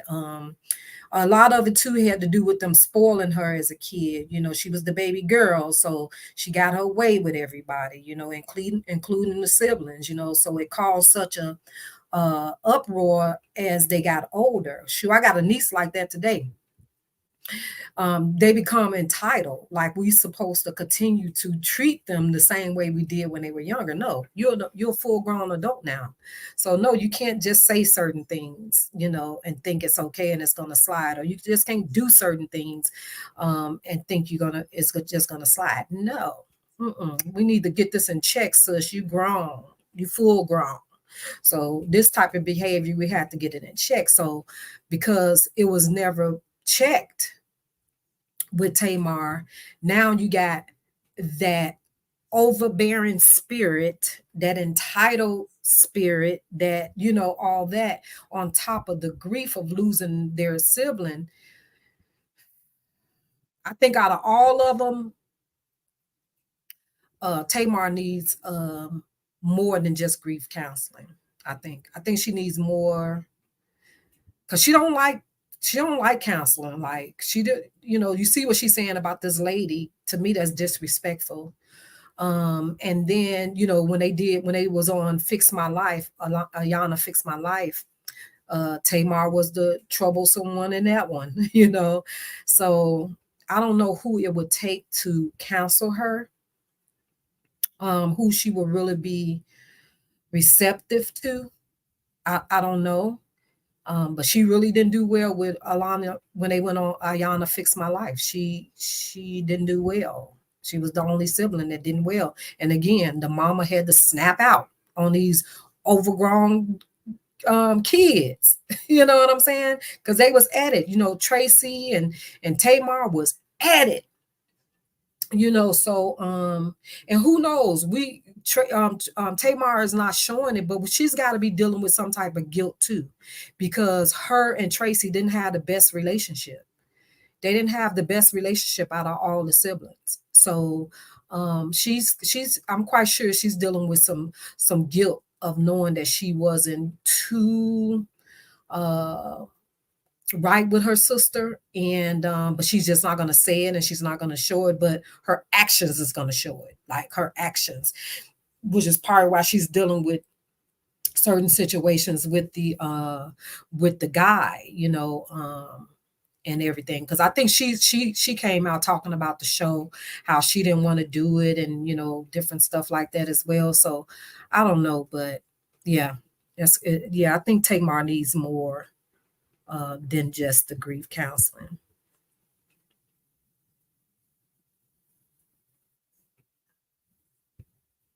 Yeah, but I'm chosen. But you got to think, she was spoiled. They let her have her way. She was the youngest of the parents, so she got her way with them. And then she, kind of remind us of somebody, right? Kind of reminds us of somebody we know from the saga, right?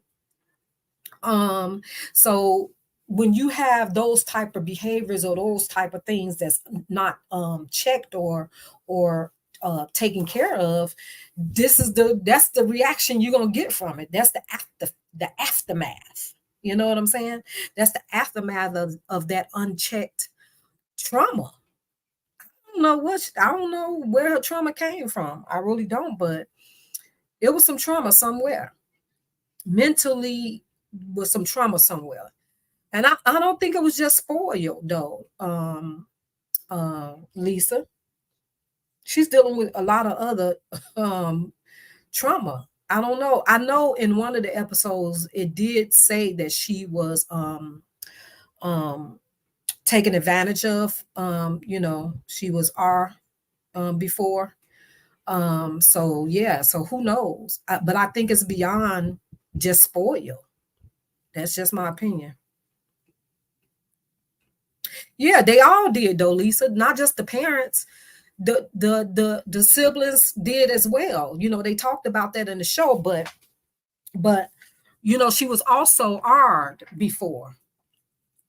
She was taken advantage by a man, and you know, in a lot of ways. So I just think her situation is unchecked, and so dealing with that unchecked trauma on top of this grief, yeah, because she totally checked out. Like she ain't no connection with the siblings at all. Like, yeah, it's still the attitude and that type of stuff. You know, I don't think she still feels like she's left out of the sister connection. You know, she always feels like she's left out. I just don't know where that came from. Like she feel abandoned, like she's dealing with some type of abandoned issues or something. Yep, but let's go, y'all, because I want to get through this one. So I'm going to let it play. I'm not going to stop anymore because I want to play a clip from Trina and her husband's show, where Trina was talking about doing the after show commentary, okay? And she talks about the grief shaming. How people was grief shaming her siblings and everybody, and you know, she didn't name it grief shaming, but that's what it was. That's what it is. And I am a living witness of grief shaming. So let's go.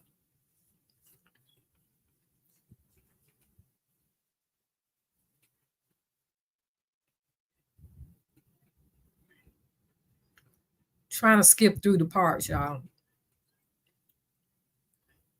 I want to go.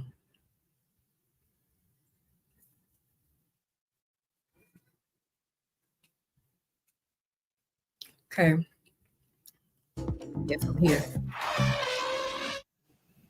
What do you mean beg? Beg for sisterhood, beg for friendship, beg for time, beg for none of that. I'm sorry if I made you feel like you were begging. That was never my intention. I would never want you to feel like you were begging for sisterhood or time. Like, what makes her Like, for think real, that she's from my heart, begging I her would siblings? never want you to feel that way. Entitlement. It's something we're doing wrong as sisters, and we're not getting it because Tamar has felt this before. I call all of my siblings. I damn near beg them to come hang out with me, and the answer is always no, or there is no answer. And I wish she could explain it to us, or she felt she could trust us enough to be vulnerable and honest. I just There said are times that I don't understand my sister. I don't get her, but I'm trying so hard to. I want to see things from her perspective. Yep. She needs help. I can't speak for anyone but me and you and our relationship. When you call me, you say, Trina, will you come over 9 times out of 10? 9 times out of 10, where do I go? No, you come. I come 9 times out of 10. I appreciate that. And it's not about appreciation. It's because I want to be there. I want to foster a relationship with you individually and collectively with the rest of our sisterhood and our sistership. I think that's one of the things that our sisterhood, we have problems with. We always put everything into a bundle. Just be honest to the person that you're having the problem with, because it obviously is not me. Say how you feel, but say it to the person that you feel about, period. How does it impact you guys as sisters not to be able to have at least one of you guys that will plug in that space? There's a real firm boundary there that says you do not get access to me anymore for whatever the reason is. For me, you have to respect where a person is. That's just it. And until that person or whoever is willing to move forward in that way, then you just have to respect where they are.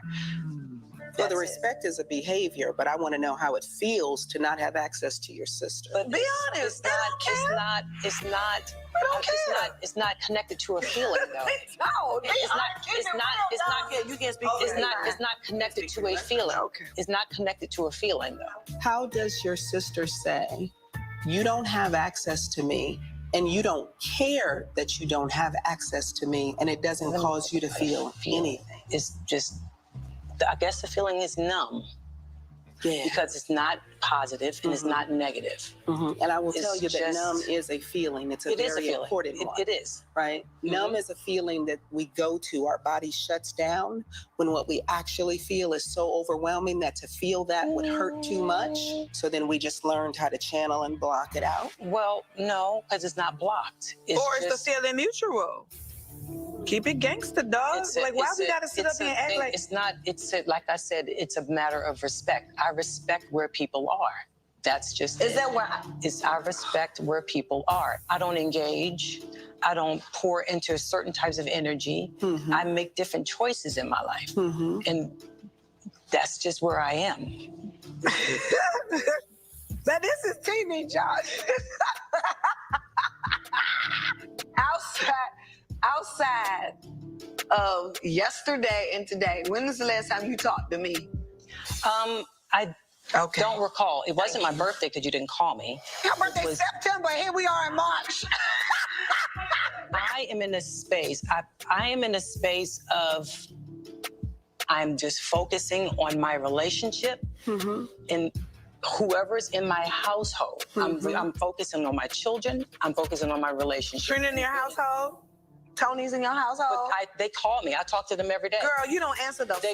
That's Girl, not true. stop. Let's be specific. Did you call me yesterday? I did, actually. Did I answer it? Well, because we're taping now. No. But before, No, ma'am.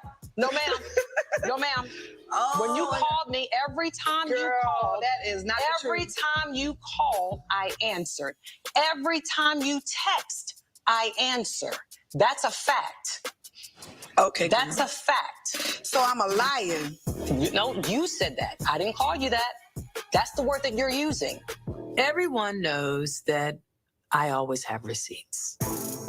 But what's the point of showing it? My word should be my word.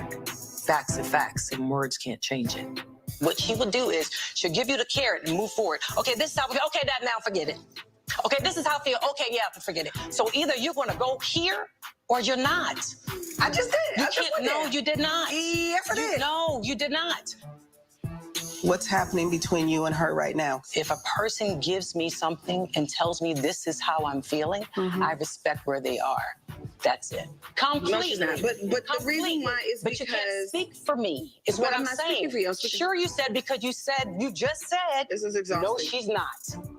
I'm listening to every word that you're saying to me. Me too. You said no, she's not, and then you took it back and said I'm not speaking for you, but you in fact did.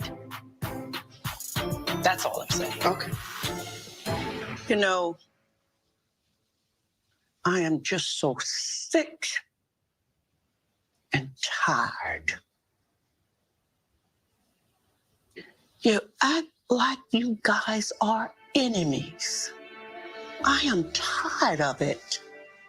You can't sit down and have a decent darn conversation without all of this foolishness. All I care about is you guys. I just lost a child. Suppose something happened. Trina, I'm like, don't touch me. Yeah, don't get it on my clothes. Don't take your glass, that's all. Suppose you walk out that door tonight, one of you guys are killed. Don't you know how short life is? Don't you know? Can't you see? I can't take it. It's too much. Next Friday, Wondered, could these be warning signs of something? I can't take it. It's too much. Simple things. You want to argue over that? Tell me, what is wrong? What's wrong? It's too much. It's too much. Tracy even talked to you guys, don't you remember? She said, if y'all continue to argue, I'ma hurt you. She said, because it's not necessary. That's what she said.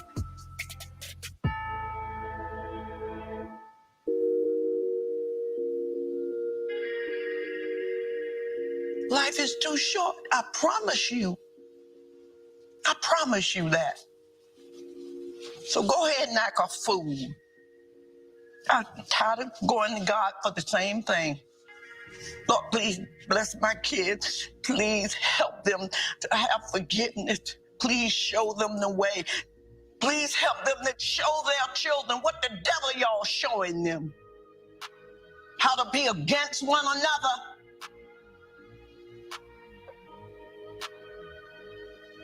Stop it. I'm fed up. You deal with it, because I'm tired. Do what you want to do. These are grown behind people. I'm not going to be in the middle of this. They have issues that I can't fix. And it's not my place to fix it.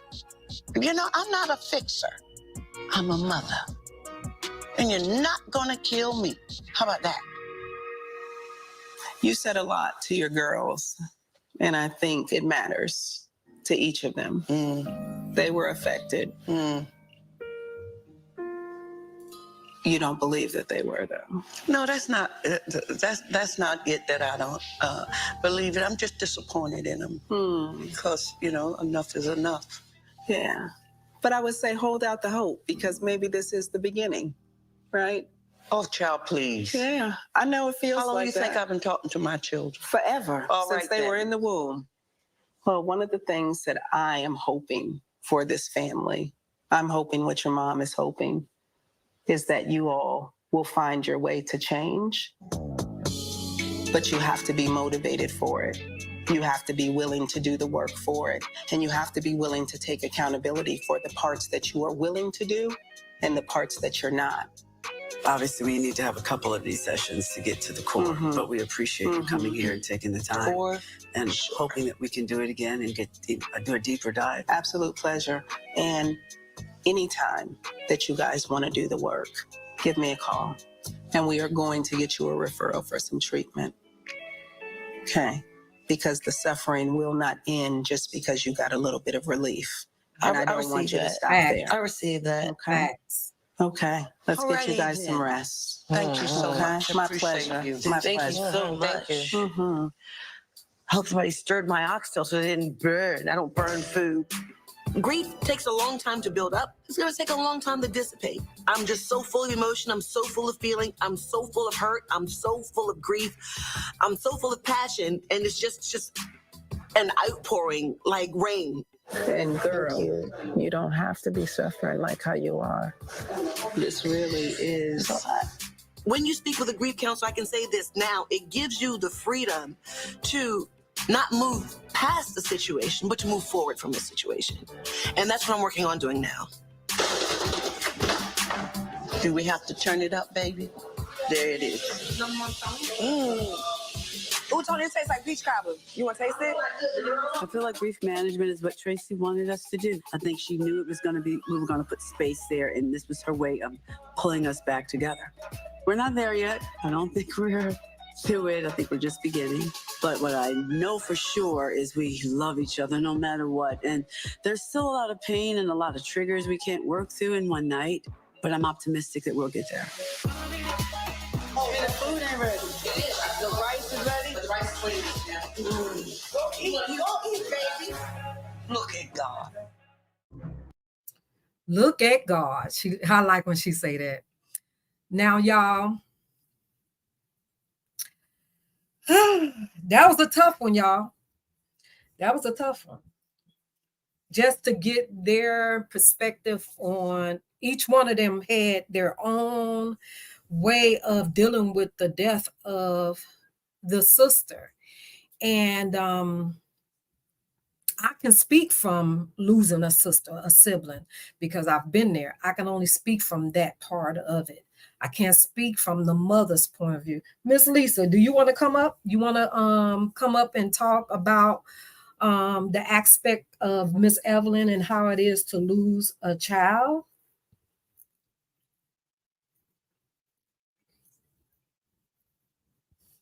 because you have experience in that. You have you can speak from that point of view. I can't. I can speak from the grief. I can speak from being grief shamed, but I can't speak from lose what it feels to lose a child. I can speak from grieving a death of a child far as in the physical, because I grieve the death of my daughter. Even though she's still here, it's still like a death to me, because she's not the child that I had for 17 years. So I'm still grieving as if it was a death just in the physical.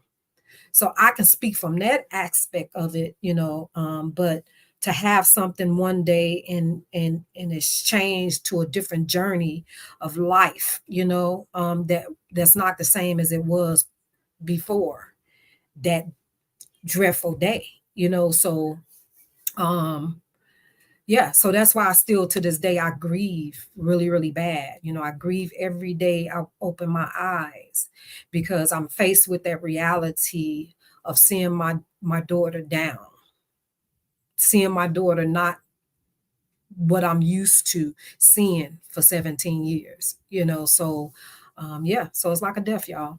But to speak from the standpoint of losing a child that you had to bury, I can't speak from that. You want to come up, Miss Lisa? Okay, I'm going to invite you up, okay?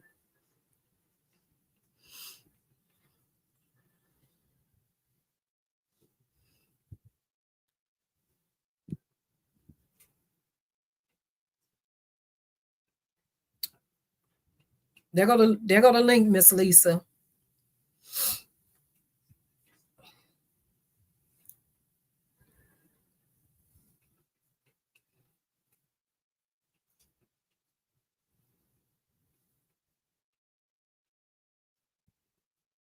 I think I remember how to bring you up. I think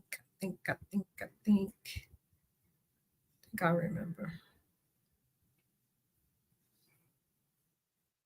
But yeah, so it took me a couple of days to watch that episode, because I already knew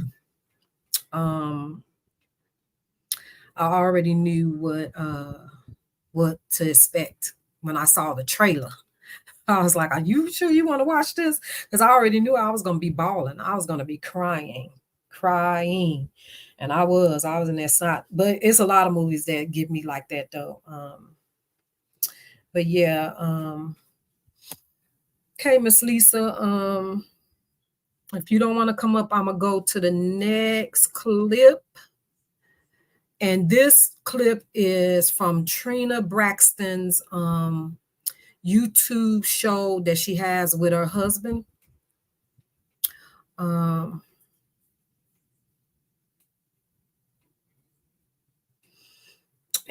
I'm going to play just a little bit of it. I'm not going to play the whole thing, but just listen to her of the abuse that they had to endure online,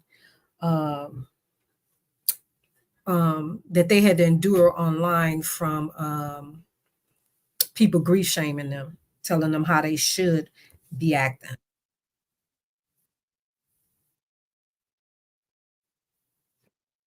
Y'all make sure y'all go subscribe to Trina's channel. She does a lot of cooking and everything.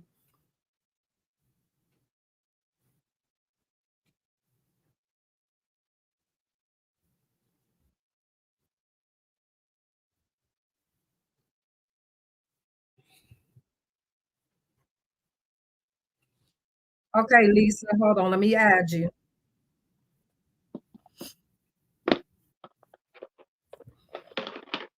Oh, shoot. Yeah, I'm here. Hold on. Let me pause this.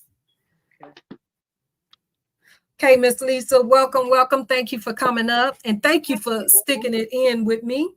Yes, listen.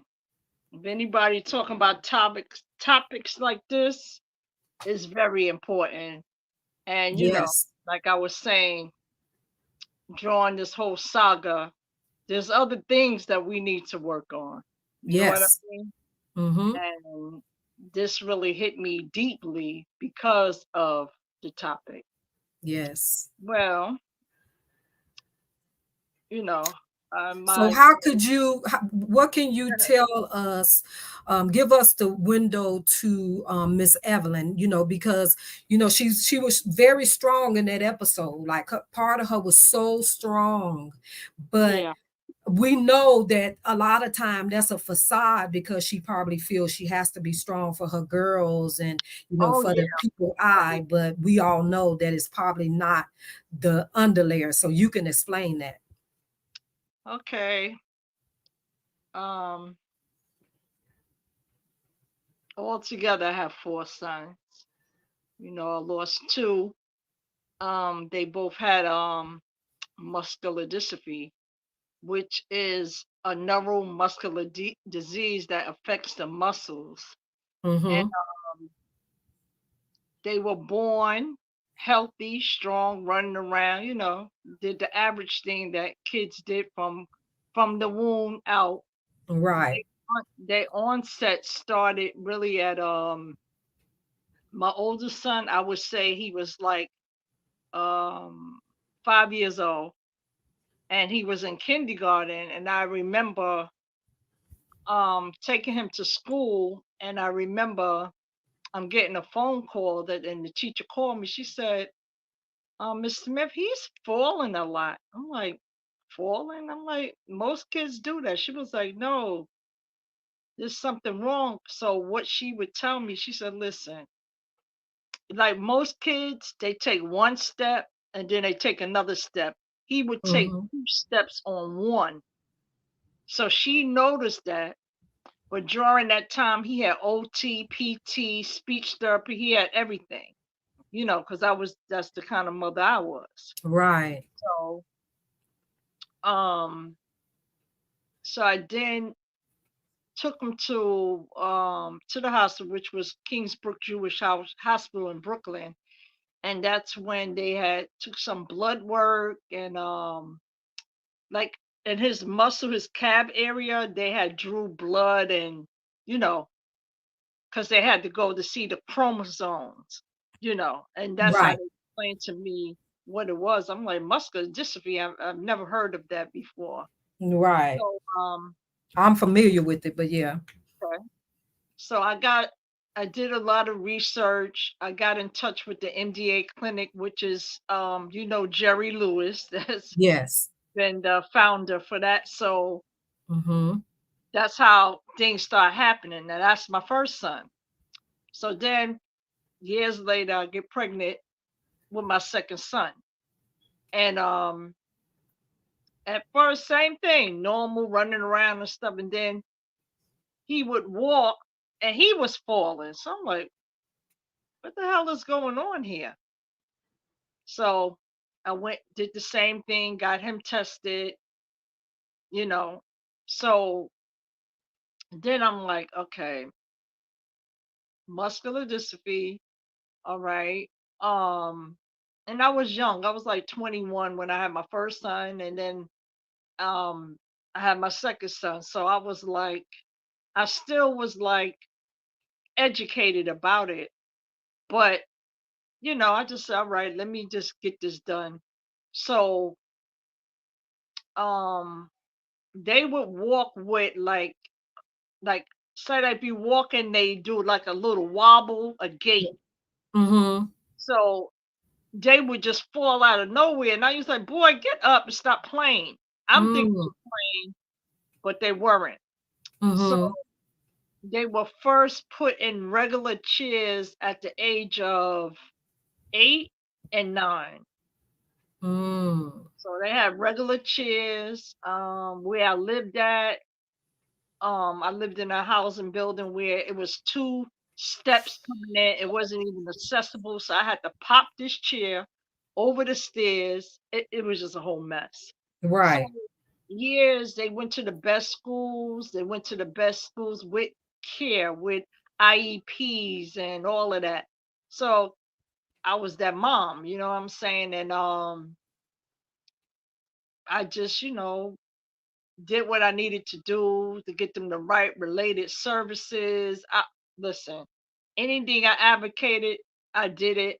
I'm so grateful Yes. I got the help done, and Mm-hmm. so from 9 into 16, 17, you know, they growing up and stuff. But in between all together, I got all boys. So they wanted to test my younger sons, which those two didn't have it. But the older two did. And the thing is crazy is my oldest son had the severe form of it, which is Duchenne's. Now, the other one had Becker. Becker is the mild form of muscular dystrophy.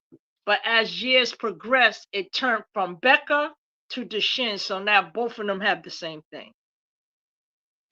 So I'm like, oh man, this is a lot, but I'm gonna get through it with the right help, the right support.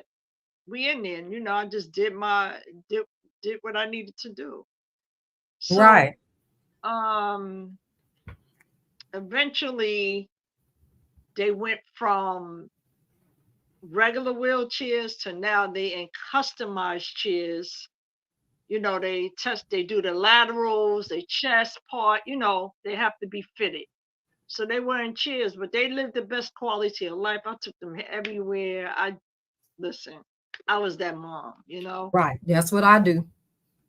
And then, you know, as years went on and, you know, they became to be very strong men, you know, young men.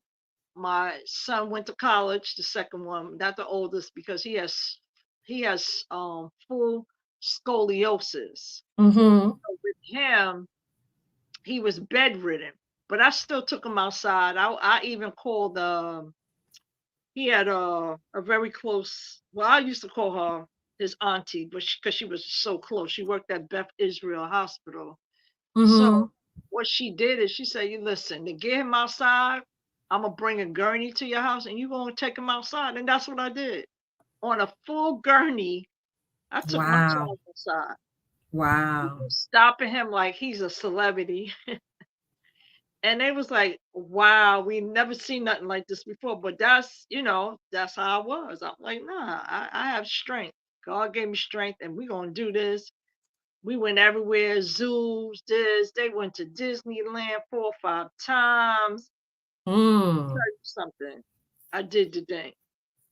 Yes, So, you did. As years went by, you know, their progression had really started more or less around 16, 17. That's when things started, like, I'm starting to see. It's almost like you watching your kid goes from healthy to almost like a Skeletor. You know what I'm saying? I could see the ribs.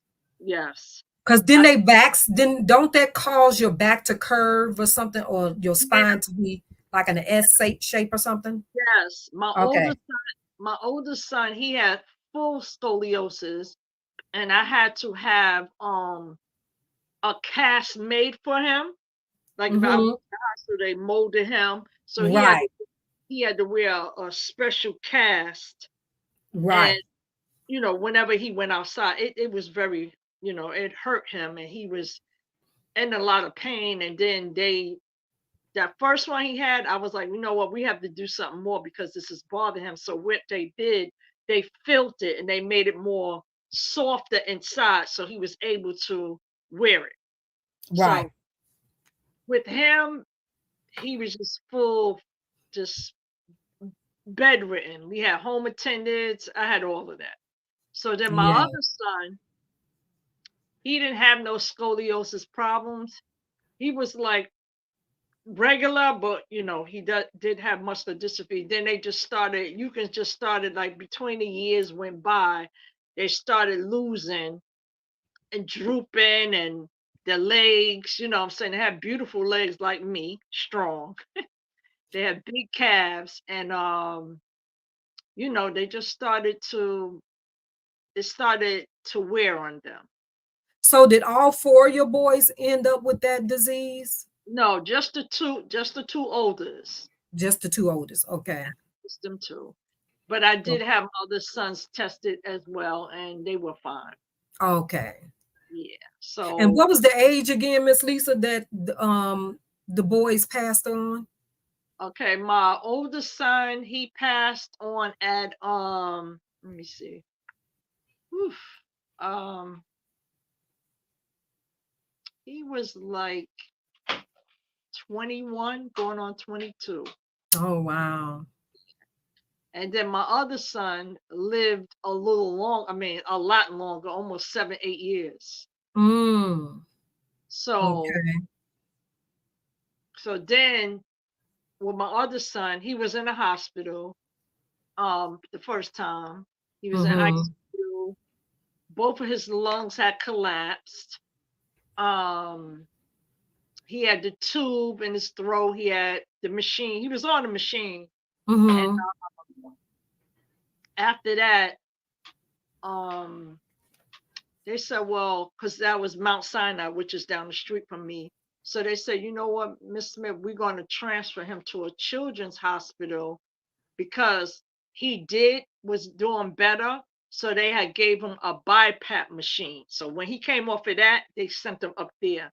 So he stayed like maybe a year alive, but I had to go back and forth to White Plains, to the hospital, back and forth. It was just crazy. So he came home. He was doing good. And then he went to the hospital. So the second time around, that's when he didn't make it because the machine was doing more for him. Right. So right.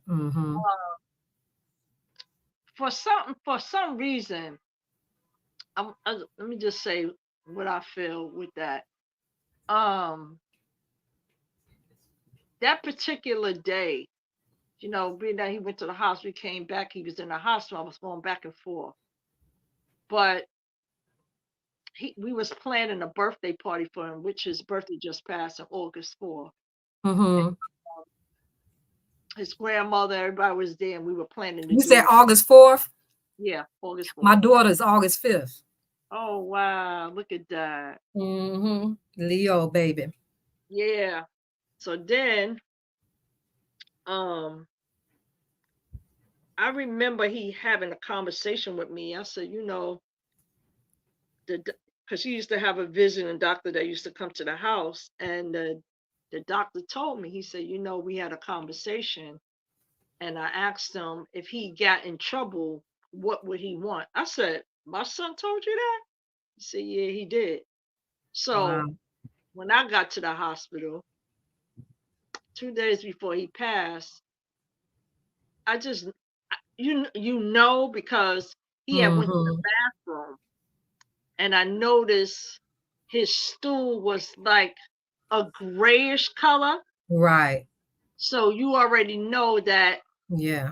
Already, yes. And I was like, so I'm asking the doctors because I've never seen that like that before. I said, what's that? They was like, oh, he's just going to the bathroom. I said, no, there's something more than that. And that's how I knew his body was breaking down. You know, I wasn't sure, but he did, you know, when I asked him, I said, you know, I had a conversation with your doctor. And he said, you told him a few things. He said, yeah, Ma, I did. I just want to rest. I'm tired. Wow. Like, no, don't you want to fight? He was like, Ma, you did everything you needed to do for me. And I'm tired. My body is tired. And I was like, okay. So I'm like, all right. So I had to leave him, lay there, go down the hall. I'm punching walls. I'm just going in because it's when you hear like that, it's like, what? You're not, you don't register. You know, you got to put on that strong face because you don't want to break down in front of them. Right. Then I always thought if you do that, you're not helping them. You know what I mean? Even though you don't know when you're crying, you know. And it was one like fall down on the floor, slide down, and I didn't want nobody to touch me, talk to me. It was just a mess. So I had to get myself together. And he said, Ma, you going home? I said, yeah, I'm gonna go home and get you some things because he like anything with animal stuff. He loved anything National Geographic. He was just that kid. So I said, well, I'll get Free Willy for you, I'm gonna go get Shrek for you. And it was 2 other movies that he liked. So it's okay, because that's what I used to do. Leave home, hospital, home, hospital. That was my second home. So I would take him the movies and stuff like that. So, so then I will never forget, when they want to bring the family together because, now they want to talk to you about the machines and his body and all that. So I'm like, okay. Right. So I'll never forget, I walked in the hospital, everybody got black on. I'm like, why y'all got black on, and who? It was the hospital team. I said, and who funeral y'all going to? So it was almost like they was prepping me in a sense, but then my son outlived a little longer. No, you're not going to put that on my kid. I know, right? I denounced being the Grand Reaper. No, we ain't doing that. Right. He lived longer because really they were looking for bed space. That's to be another. So then now, he passed away those days. I did the preparation. I did everything I needed to do. And then, now I have to be strong for my boys, be strong for me, and be strong for his brother that's in a wheelchair that I know in his mind, I'm next. So I had to give him hope, pushed him. He stayed out. He went outside. He went on vacations. He stayed with his friends. He was just, even though he was facing what he was like, he was just very motivated. And I just let him, live his life. You know what I'm saying? He passed in 2019. So kind of recent, yeah. So with him, he was home, he would be in his room. I put on his computer and just, he just had best quality of life. And then with him, what was so different, he passed away in the house. So now one son that passed away in the hospital, and then he passed away in the house. So it's like, oh Lord. And with him, he was like more or less a sportscaster. He liked ESPN. He knew. Yeah. he would be sleeping and knew what was on TV. And I used to be like, how you sleeping? What's the guy named Stephen Smith? That was his uncle. You know what I'm saying?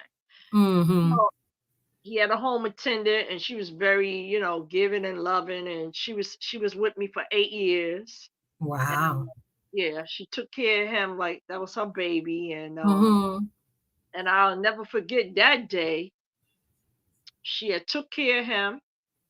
I was here.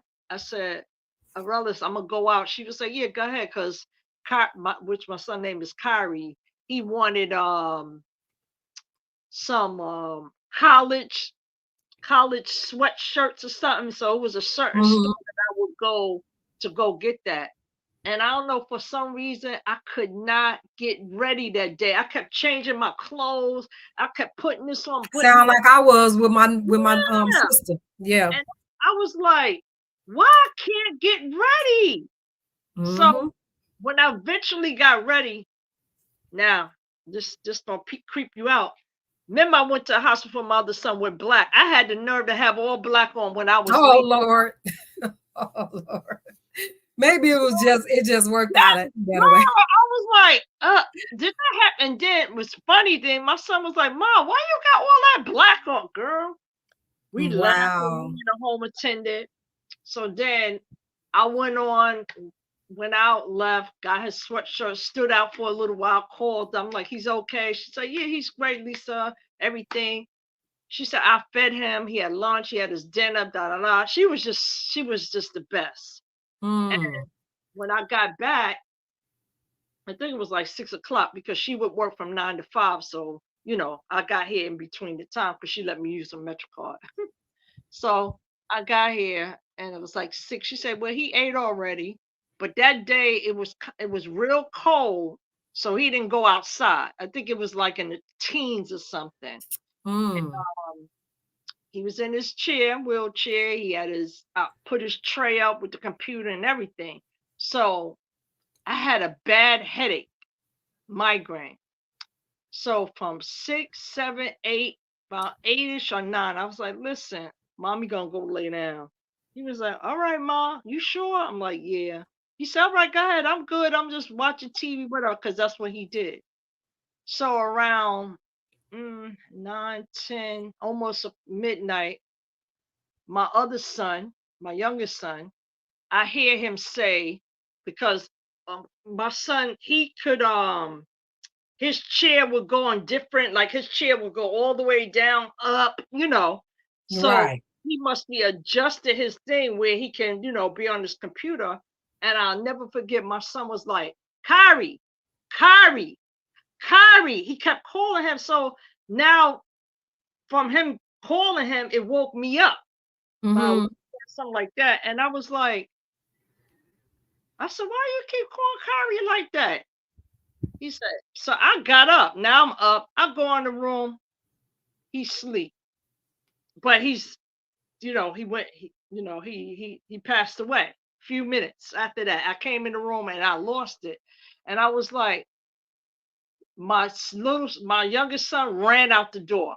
He just went out. My other son came out the room, picked him up, put him on the bed, and we started doing CPR on him.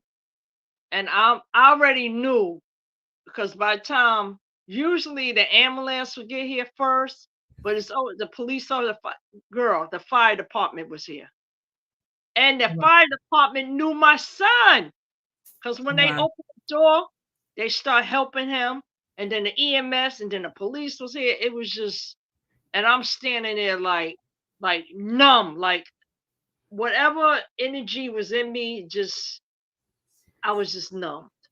So I'm like, so because your children were, sick for so long and everything, can you say you related to Miss Braxton when she was just saying how she knew she had to prepare in her mind that, the outcome was going to be, but she knew once she didn't want to see her kids suffer anymore is when she released it to God to just accept her to just go on?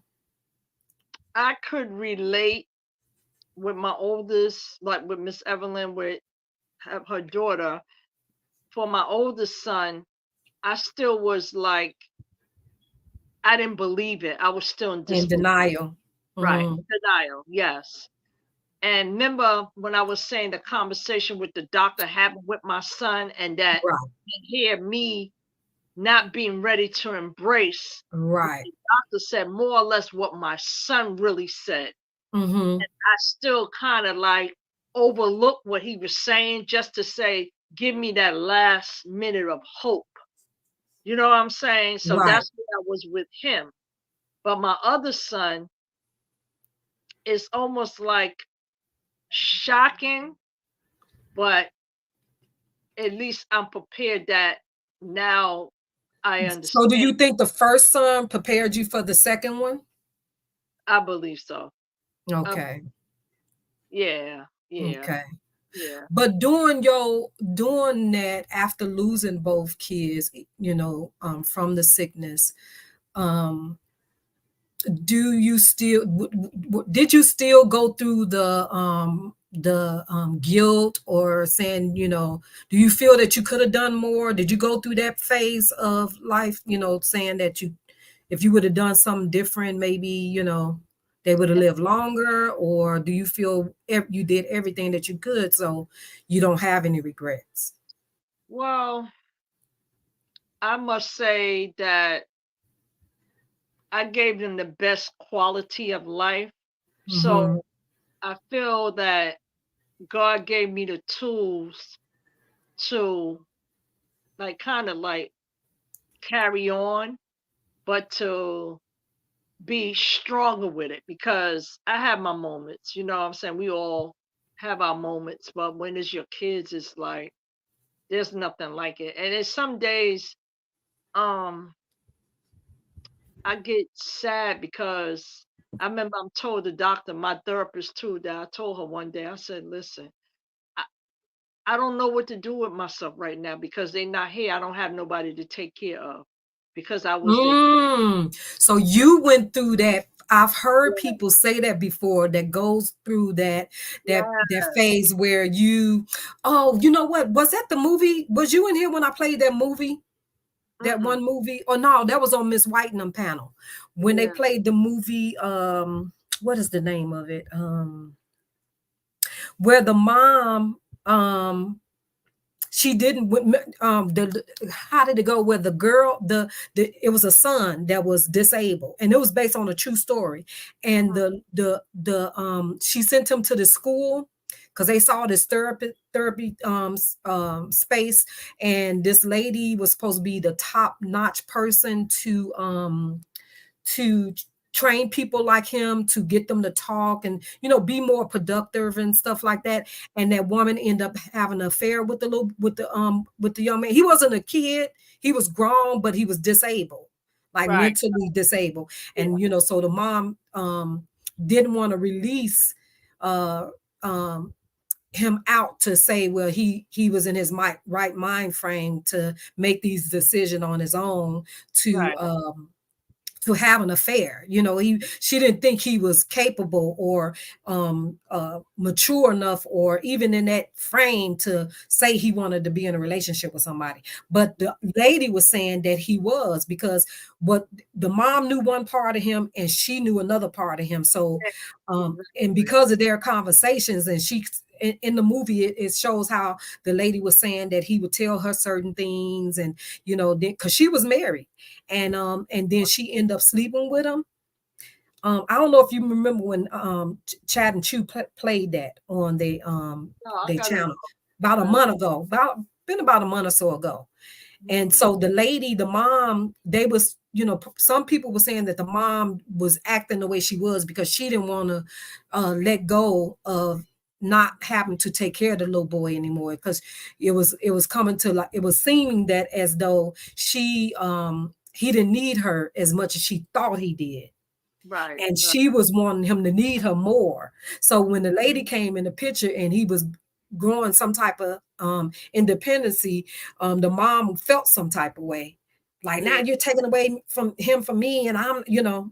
So that movie, when you said that reminded me of that movie, and people were saying that about the mom. Because right, even before my second son passed, my younger son, he was stabbed over here. So what had happened is, during that time, my second son, my youngest son, was in the hospital, ICU, fighting for his life, and I had to get him together. And I don't know. Now, how old was he, Miss Lisa? He was 17 when that happened. Whoa. In between the time I was caring for him, my son still was alive, the one that was the second son in the wheelchair, and I'm back and forth to the hospital trying to get my son together, get him together. And then it just seemed like once he got better, then my son passed. So he was almost like looking over his little brother. And somebody told me that they changed places. Somebody told me that one day, and I was like, what? I never understand it, but I understand it now. Yeah, that's kind of, I can kind of understand that. For him. Right. Mm-hmm. So wow. Listen, you experience some stuff, man, and to just be just within your children, though, like, you know, I've experienced a lot through, you know, just, you know, loss of my loved ones, my mom, my siblings, and stuff like that, and my nephew. But you with just your kids alone. Yeah, because it was, you know, it was definitely all about them. You know, I put them first, and, you know, it just was a lot. It was a lot Even today, So when I did your kids have to deal with the death of the other two kids? Were they old enough to you oh know? yeah, they were, like 20, 21. They were younger, but they seen everything. You know what I'm saying? Mhm, They got to mhm. witness their brothers. You know what I'm saying? And I must say, they took care of them. My other son, he did not play. I mean, he would come, like if Harry would want to lay down, he would take him out the Hoyer lift, put him on the bed, change him. He was a good brother. You know what I'm saying? Wow. And Yeah. and I'm my gonna get the name of that movie from I'm Chosen of Miss White so you can watch it. I think you'll really, really yeah.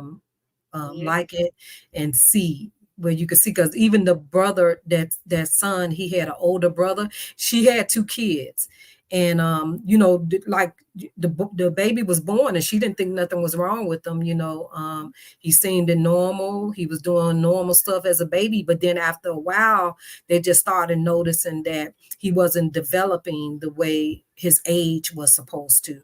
And that's when they found out, and a lot of times, people say retardation, because I know that was back in my day. That's what they would title everybody. But now we know that a lot of that was really artistic. A lot of these people were artistic, and so, yeah. And I think that's what that boy was. I think he was more artistic, because from what the lady was saying, I think Miss White know more about the backstory of it. Like, she's dug in it more to see what the aftermath of it was.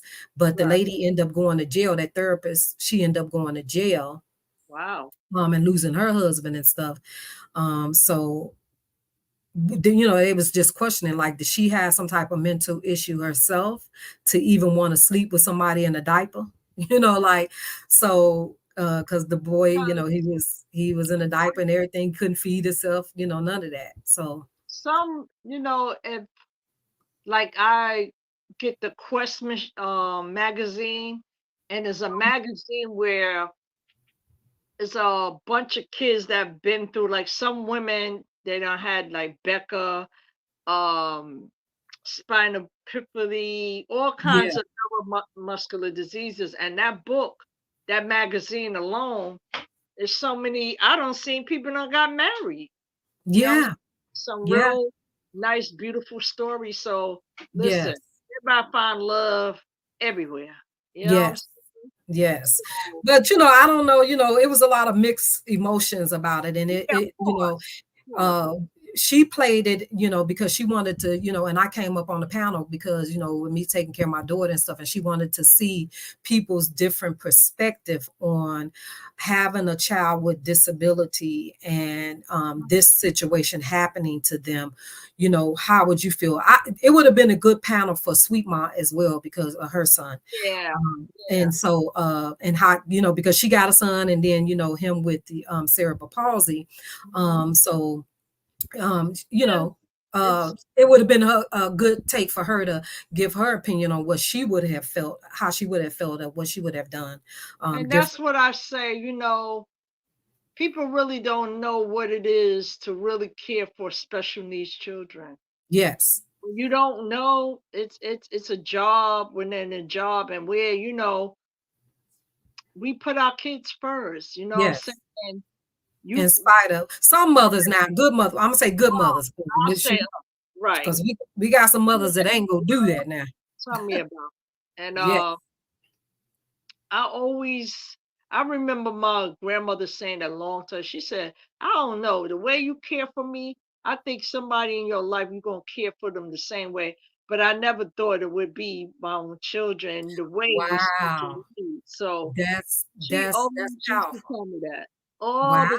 Because I always, I don't know, I just have a good rapport, like, with elders and older people. I always was like that since I was little. You know what I'm saying? I always was around elders, old school heads. You know what I'm saying? So right.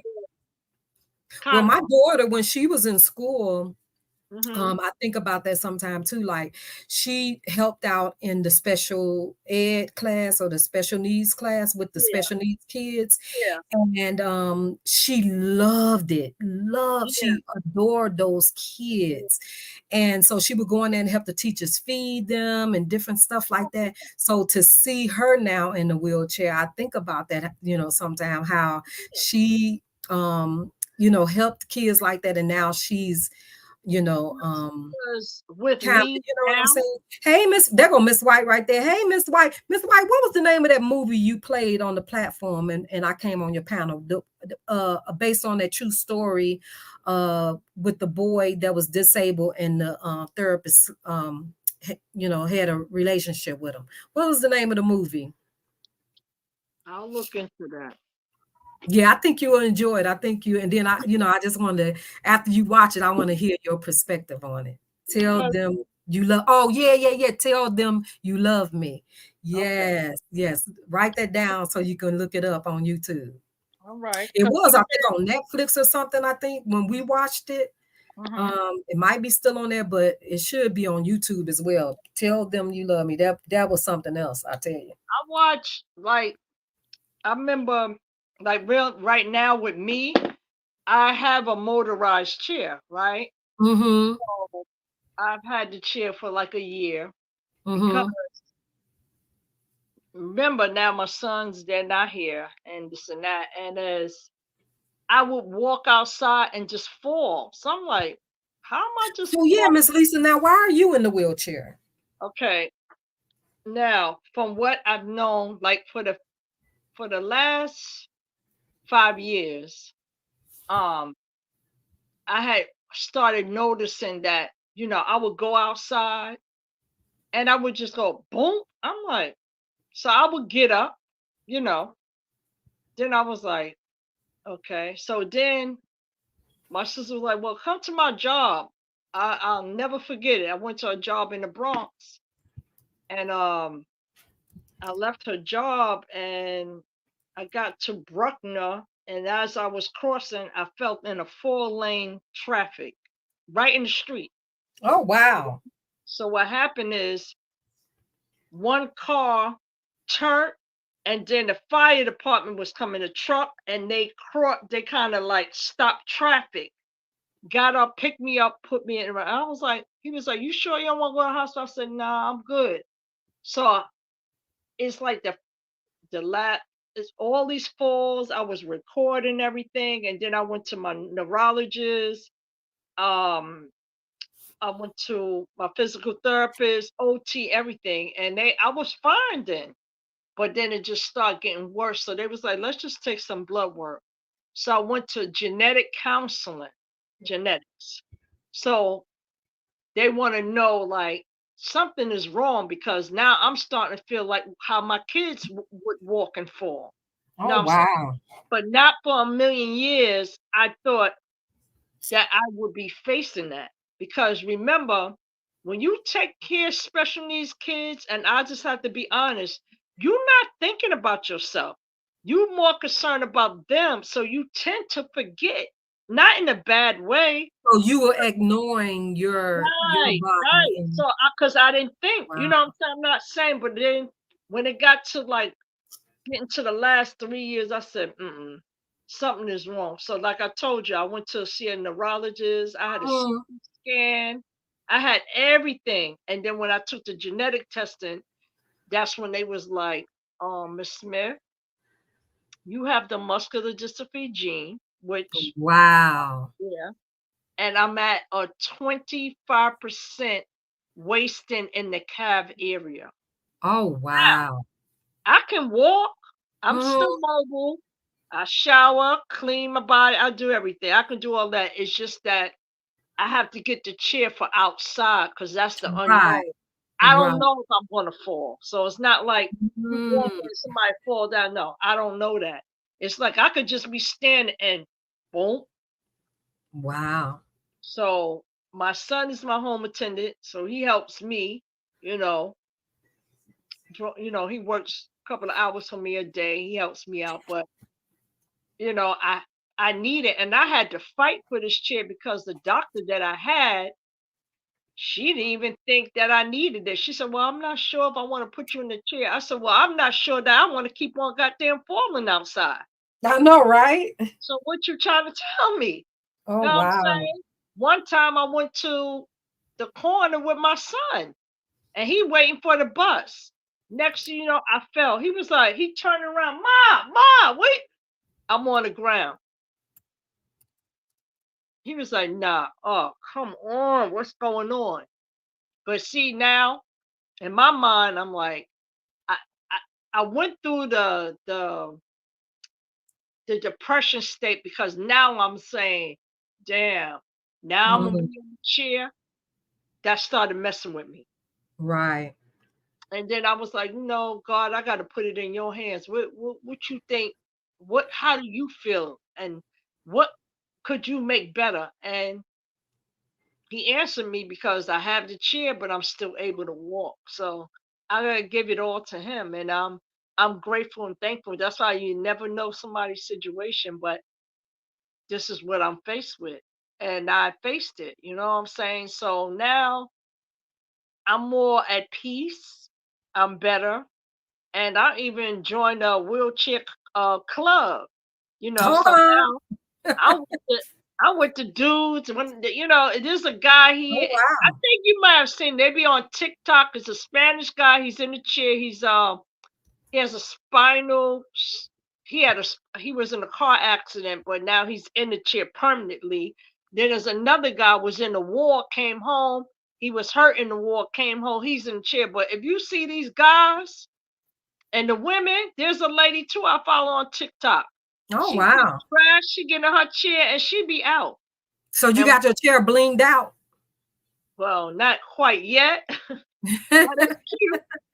It's cute. I got my bag on the side, you know what I'm saying? All right. And I be getting people stopping me like. I could have seen my mama in something like that. My mama would have did that because she was a road runner, baby, in that chair. Listen, I go to Atlantic City. I go gamble. Yeah. I get Okay. up on the bus and I get up out of here. I go to Connecticut often, go to the beach. Listen, I'm just grateful now. I ain't got to worry. I'm sitting down and I'm safe and I'm a good driver. Wow. So, yeah. And nobody, Wow. I had to, somebody asked me one day, well, how you know how to do that? From watching my kids. Right. Exactly. So, Exactly. it's a good, now I'm in a happy space, so I don't have to worry about that falling because that was really stressing me out because Yeah. it's dangerous, Yeah, I'm sure that was probably scary. A scary What? moment. The fall in the street, I felt, I felt in front of the hospital. I done fell on the corner. I done fell in front of my door.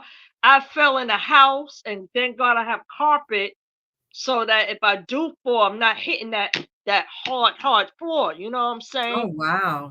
But the thing is, okay, if somebody fall down, they can get up. I'm not there yet. I can't just get right up. I have to kind of oh my God, how I'm gonna get up? How I'm gonna get up? So I have to look like my anxiety is already down. So now I have to be like, okay, how you gonna do this? And it's like I have to even ask for help to get up. And sometimes people can't really get me up. You know what I'm saying? Because I can't get up like a regular person would just get up. So it's hard. You know what I'm saying? But through the physical therapy, I've been doing way better. I feel like I have better strength now. So I'm grateful. And I have a new shower. You know what I'm saying? That I had a tub. They knocked that out. So I have a walk-in shower. So Awesome. yeah. Awesome. So Yeah. it's convenient for me, got the grab bars. I got, I'm glad you figured out how to, cope with Yeah. your new normal and everything and making it fun to, like I said, I could have seen my mom part of a scooter club because baby, she stayed gone. She stayed in them streets with that scooter. Even the truck drivers knew my mama. My Yeah, mama would you'd be go surprised. and they would just blow the horn like because they, they was used to seeing her, because a lot of times they would have the same route. And my mom had her same routine. So yeah, that I was was trying to go to Niagara Falls this year. I did want to okay. go.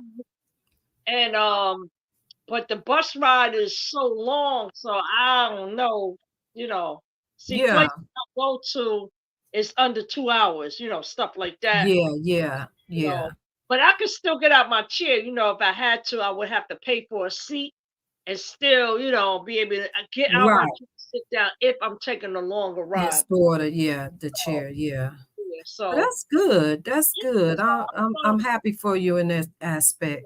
But yeah, I just wanted to kind of get your take on, just losing, a child, kids in your case, and just to get your view on, your perspective on how Miss Evelyn was, because a lot of people that's looking at her is looking like, man, she taking this pretty good to lose a child, she but like I said, a lot of people don't understand because I know what I know about grief, it comes in waves. So you might be fine right now, and then the next minute, boom, you know what I'm saying? Like if you go back to some of my videos, like when I first started the channel, I was a total wreck. I was a total wreck. And not saying that I'm still not a total wreck, but I have my good days and my bad. I have my good moments, my bad moments. I have my good months, bad months, so I'm kind of like a person with bipolar, where I have my highs and my lows, but it's not bipolar, it's the motion of the grief, because not only just losing my mom, who was my best friend, losing my nephew who was like my son, and my siblings, and seeing my daughter down, like I said, it's still like a death. That's something I have to face every day, visually. So it's a challenge to, to wake up and get going. You know what I'm saying? So yeah, and I read something one day, and because I never really understood until I was reading in that Quest magazine where it says, caregivers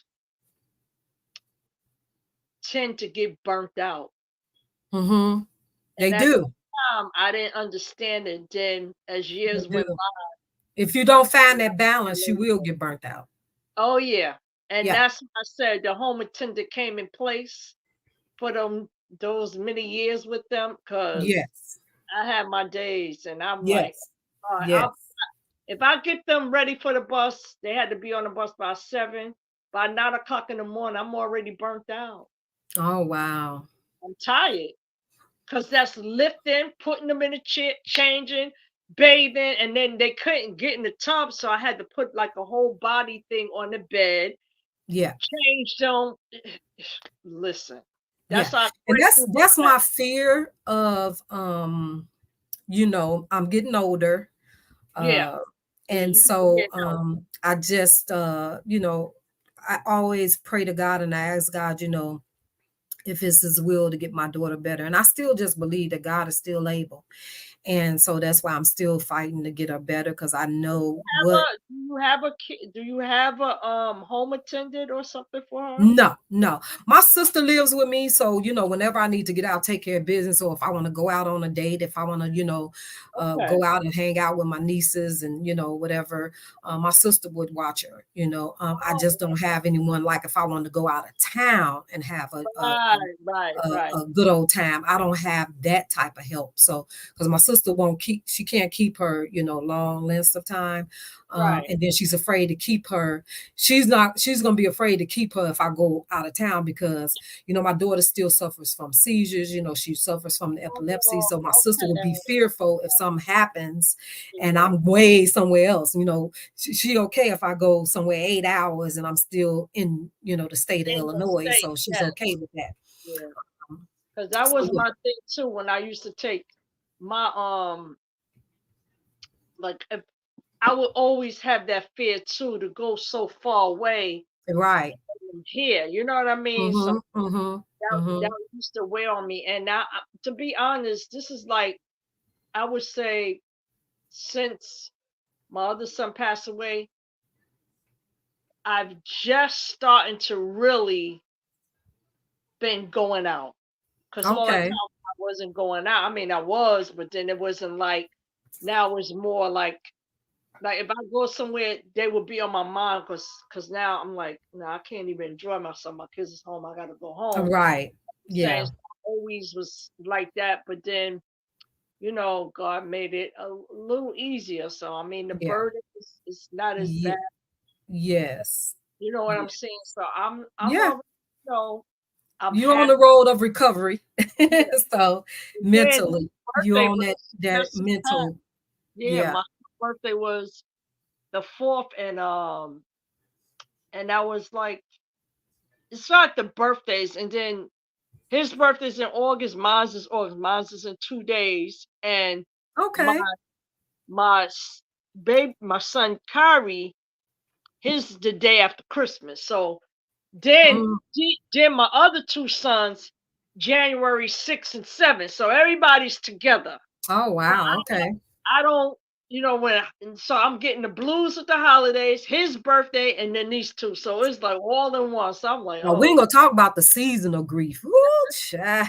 oh That man, seasonal grief is a whole nother beast, I tell you. That yeah. seasonal grief. Oh, I do they trees like I have ornaments where I have they pictures in it.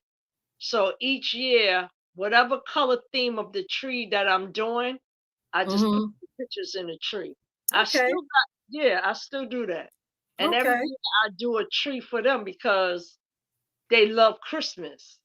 They Okay. love Christmas. So I try Mm-hmm. not to, I don't forget about that. You know what I'm saying? Oh, That anyway, that's my holiday. I love Christmas. So yeah. I So let do. me ask you, did you ever have to go to grief counseling? Oh, what? Oh, Man, listen. Yeah. okay. Because okay, each year, like each year, I'm with Mount Sinai's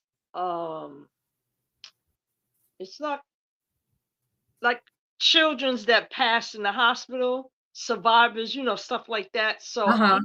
each year they do a candlelight vigil. So they have dinner, they have everything. So I'm part of that every year. So they call both of my sons. They give me roses and we light Oh, candles. awesome. And for the summer event, which is Children's with Advocates, my son was he's an ambassador for Children's with Advocate. So Okay. I go every year for them. Okay. So do you suggest that anyone that has lost a child or You need you need parents should go to therapy? yes, absolutely. Okay. Because you heard what that therapist was saying in that clip with the Braxtons, you heard what she said. It's just that it's a burst of cry and then no more. No You want more. to continue on going because even Mhm. though Trina got all of that out, it's still in her. It's still, yep. So you're Yep. gonna have to continue with that. And Yep. I just want people to understand, don't ever let anybody talk you out of grieving. Because you have some ignorant people that's like that. Like Right. you don't need that. You You're don't know. grief shaming. That's what I'm telling you. I am a living witness of grief shaming. I've had so many people to tell me that why you still that person been gone since and your mama been gone Don't since matter. you still grieving over that. You still having a hard time. Yeah, I still have hard times on my mother's Yes. birthday. I have a hard time on her death date. All that. So I still struggle. I still have not went to my mother's grave site. I still have not went to my nephew's grave site. I won't look at my mom's pictures. All that stuff is just still, a It's process a for me. trauma. It's a hard Yes. trauma. That's not something like a day in a park. Like you gonna get through. No, you will never, ever, ever, ever get over that. And Yes. that's what I don't like when you get to hear ignorant people like okay, I want to say this for my family. I don't really rock with them that much because they wasn't there during this time, but they like to talk shit. I don't mean to curse. And I remember my aunt saying, well, my mom, she was like, you need to stop having all those memorials because come on now, come on. I'm like, see what I'm saying? I don't like people like that. That I do not like people like that. oh, That be me wanting to straight bite your head off and snap on you. Don't tell me how to grieve. Don't tell me what I should be done. Right. I did like a Scooby Dooby moment, like, ooh, did she say that? Like, yes. Like, what are you People talking about? are crazy when they do, and you know, like I said, everybody handles death different. So you cannot put everybody in the same category together on a time frame. Exactly. You know, the only people that really do that type of stuff is white people. Oh yeah. Because them jokers can lose a loved one today. And they done had the service in 2 more days, and they done went back to work the end of the week or the next week. So, but black folks, we don't grieve like that. Child, bye. We have to take a year off of work. Some of us we can't go back for 2 months, or we done got fired from our job. We done had everything when it come to grief, baby. We don't play. We don't handle grief like that. I learned this too, because I've been on 2 sides of the fence. I had a trauma with my baby son, and then medical sickness. So I done seen both realms of it. Yes. So for somebody to say, because that was bad, that ain't easy. That is not, nobody can tell you when to get over that. Exactly. Grief shaming is for real. And that's why I was so, privy to the Braxton show, because like I said, I was more able to communicate and relate to Trina and Tony. Those was the 2 out of all of them, because even with Tawanda just had, to me, Tawanda was one of those people. Her thing was she just had the wall up. Like she didn't want to have no emotions, no she put in her mind, we all gotta go one day, and it is what it is. So to me, she's balling up her grief. She's putting it, she's keeping it in the inside because she has this wall up. So no, I'm good. I'm cool. Oh, we got to go for one day. Oh yeah. I know people like that. Yeah, me too. Yeah. And then, you got Trina, who just was eating. She was eating her grief away. She was eating that pain. You had, and Tony was just, you could tell Tony, not only was losing away from her sickness, but she was just, you saw how blank Tony was. Like she was just so out of it. Her eyes was just, she was out of it. She was there, but she wasn't there. And that's why she said, because she's still dealing with the anger grief of it all. She's dealing with the anger part, probably angry at God, probably angry at, just all over. And Tamar is just, I think she's more still dealing with the grief because she knows she wasn't right with her sister. And that's probably eating her up, but she's not going to show you that because she's the tough cookie one, But I know the difference with my 2 sons being survivors of their brothers. My son, that's the DJ, he took it more harder because he had a bond with him. Right. Even though my oldest son would check them if they acting up. So they both had like, my oldest son, Yara, would be closer to Ty. So if he did something wrong, he always had him in the room to talk to. So it hit him hard. But when he passed, he became closer to my second son. They had a huge bond. And I remember that day when he passed away, my son was like, it's my fault, Ma. If I was there, I said, no, we not going to. Wow. It's not your fault. Wow. It was not your fault. He said, Ma. I went through that with my mom. I went through that grief like that. I went through that guilt grief of, what could I have done different? Why did I let them do this to my mom? I even though when my mom, the day before she passed away, because I do believe my mom and the doctors told me that my mama was holding on for me. And yes. So they told me, you need to just tell your mom it's okay to let go. And so I'm like, you crazy. I don't want y'all in here no more. I don't want that doctor no more, you know. And so I remember, you know, because they had overdosed my mom. They had gave her too much medicine for her system. So she couldn't fight that. She couldn't fight through that. And I knew that that's what they had done. And so this particular the night before, I was at the hospital with my mom, and I remember telling her, you know, I sung to her, and I was just talking, and I just remember just crying, just bawling.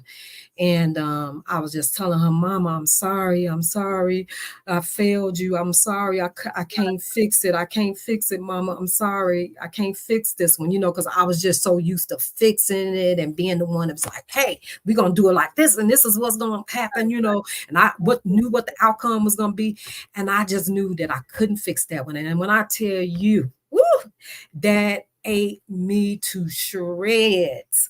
And because I just felt I let them doctors kill my mama, you know. And so I went through that, and I fought through that for years. And still kind of I still kind of feel that way today. And you know, of course, I was Trina. I was the one I saw my mom take her last breath.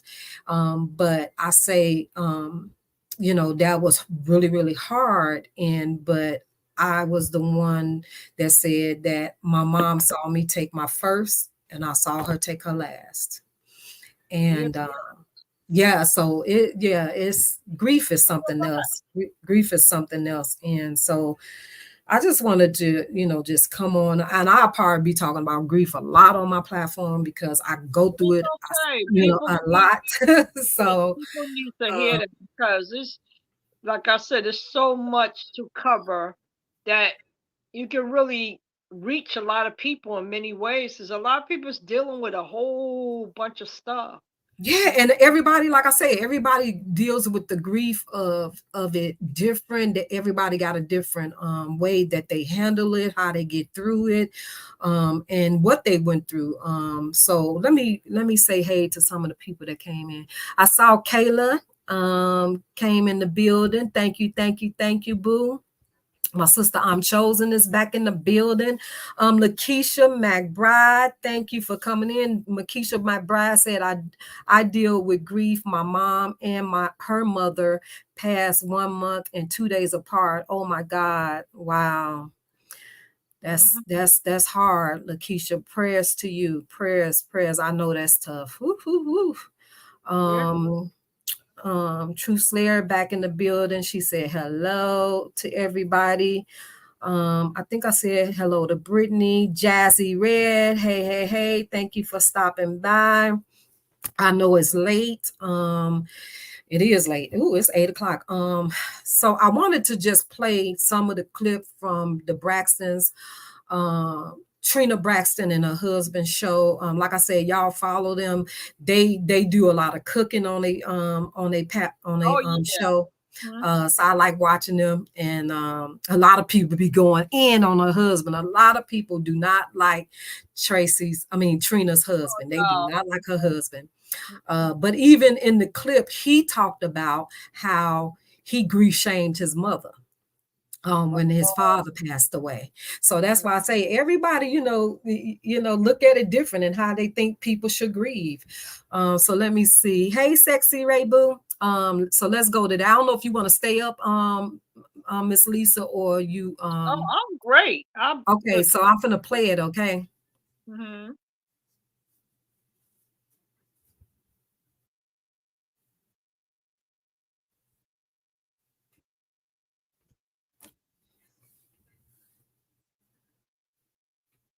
Oh, wait a minute. What happened? Why y'all don't see it? Hold on. Let me present it again.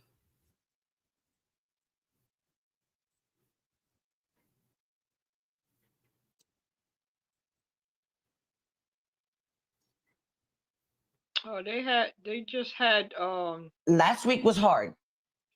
Last week was very, very difficult. There were a lot of negative comments. There were a lot of negative people. But one of the honest things about it is that a lot of people are dealing with grief.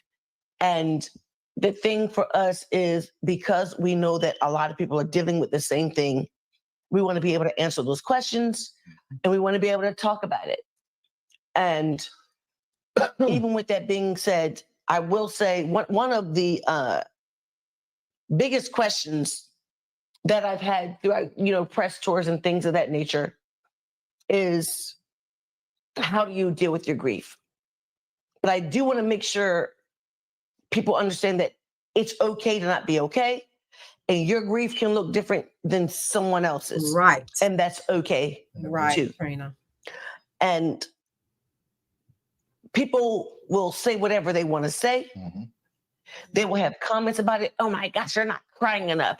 Oh my gosh, you're crying too much, or you're a recluse, or you are separating yourself from others. But if that's the way you deal with it, that's the way you deal with it. Yes. And that's okay.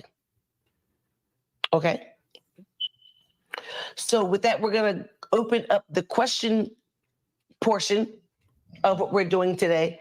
And I do want to say this. No one has said it yet so far tonight, but it has been an ongoing statement for the past month prior to us doing the Braxtons, and even in the episodes that have just been aired. Our sister is not a platform. Tracy is not a platform for me. She is my sister still. Even though she has passed, she is still my friend. She will always be my friend. And for those persons who have something negative to say, just don't come on my page. I would rather you unfollow me. I'm okay with it. I'm not on here for likes. I'm not on here for followers. I'm on, and my husband is my support system for those who don't get it, for those who understand, but I don't even care. But our point is to help that someone or those someones who are going through a grief process and they just want somebody to talk to. Maybe they're afraid to talk to a grief counselor. Maybe they're not ready to talk to a grief counselor. But I'm here to tell you it's okay to talk to a grief counselor or your pastor or your aunt or your uncle or the person next door. And that's what we're here for. We're not here for anything else. We're not here for your likes. You help one person, you've done your job. We're here to help that one person that needs help. And so here we are. And I want to address something. A lot's been said that it's like people will wait until my wife's family makes a decision and then petition for the opposite. So if, let's say, for instance, they chose not to, they chose to start the show and just go back to business as usual, then people would have said, well, you're not speaking about Tracy, you're not paying homage to Tracy, you don't care about Tracy, you don't love her enough. And then when they decide to do it, and they didn't really decide to do it, it was the only decision to be made, I'll get into that. But when they decide to do it, it's, oh, you're trying to capitalize on your sister. But people that say that, and Jen, just start getting people off of this immediately. It's, I mean, don't even give them a chance, just go. Blocked for good. But people forget, it's like they forget they're the genre of television that they're watching, and it's reality television. This is the reality. They're down a sister. And there are real feelings, and I'm glad that the rawest of feelings weren't depicted in front of a camera because it I don't think they see you in frame. That's okay. That's okay. They see me on YouTube. They need to see you. I'm glad that enough time had passed so that, we went for over a year where my wife would say Tracy and just start crying. She couldn't get through a full conversation. So the time was needed. And for them not to address the elephant in the room would be remiss. And like I said, they talk about it every day. So what you're seeing are glimpses of what they actually talk about. So for you to say that they're doing it to get likes or for income or whatever, that's silly, because if you're ever lucky enough to see and to sign one of these.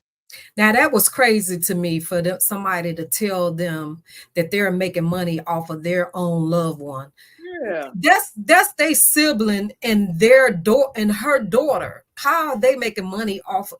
People be killing me with the stuff that they say out their mouths. Like, how you gonna tell this family what they can't do? And that's their sister. That about bad is the stuff the people telling the Hamptons that they shouldn't be fighting for their brother. Exactly. Brother. Absolutely. That is their brother. How you gonna tell them? But you fighting for somebody you don't know. But you telling them that they have no right to fight for their own brother. Like, get out of here. That's their blood. Make that make sense.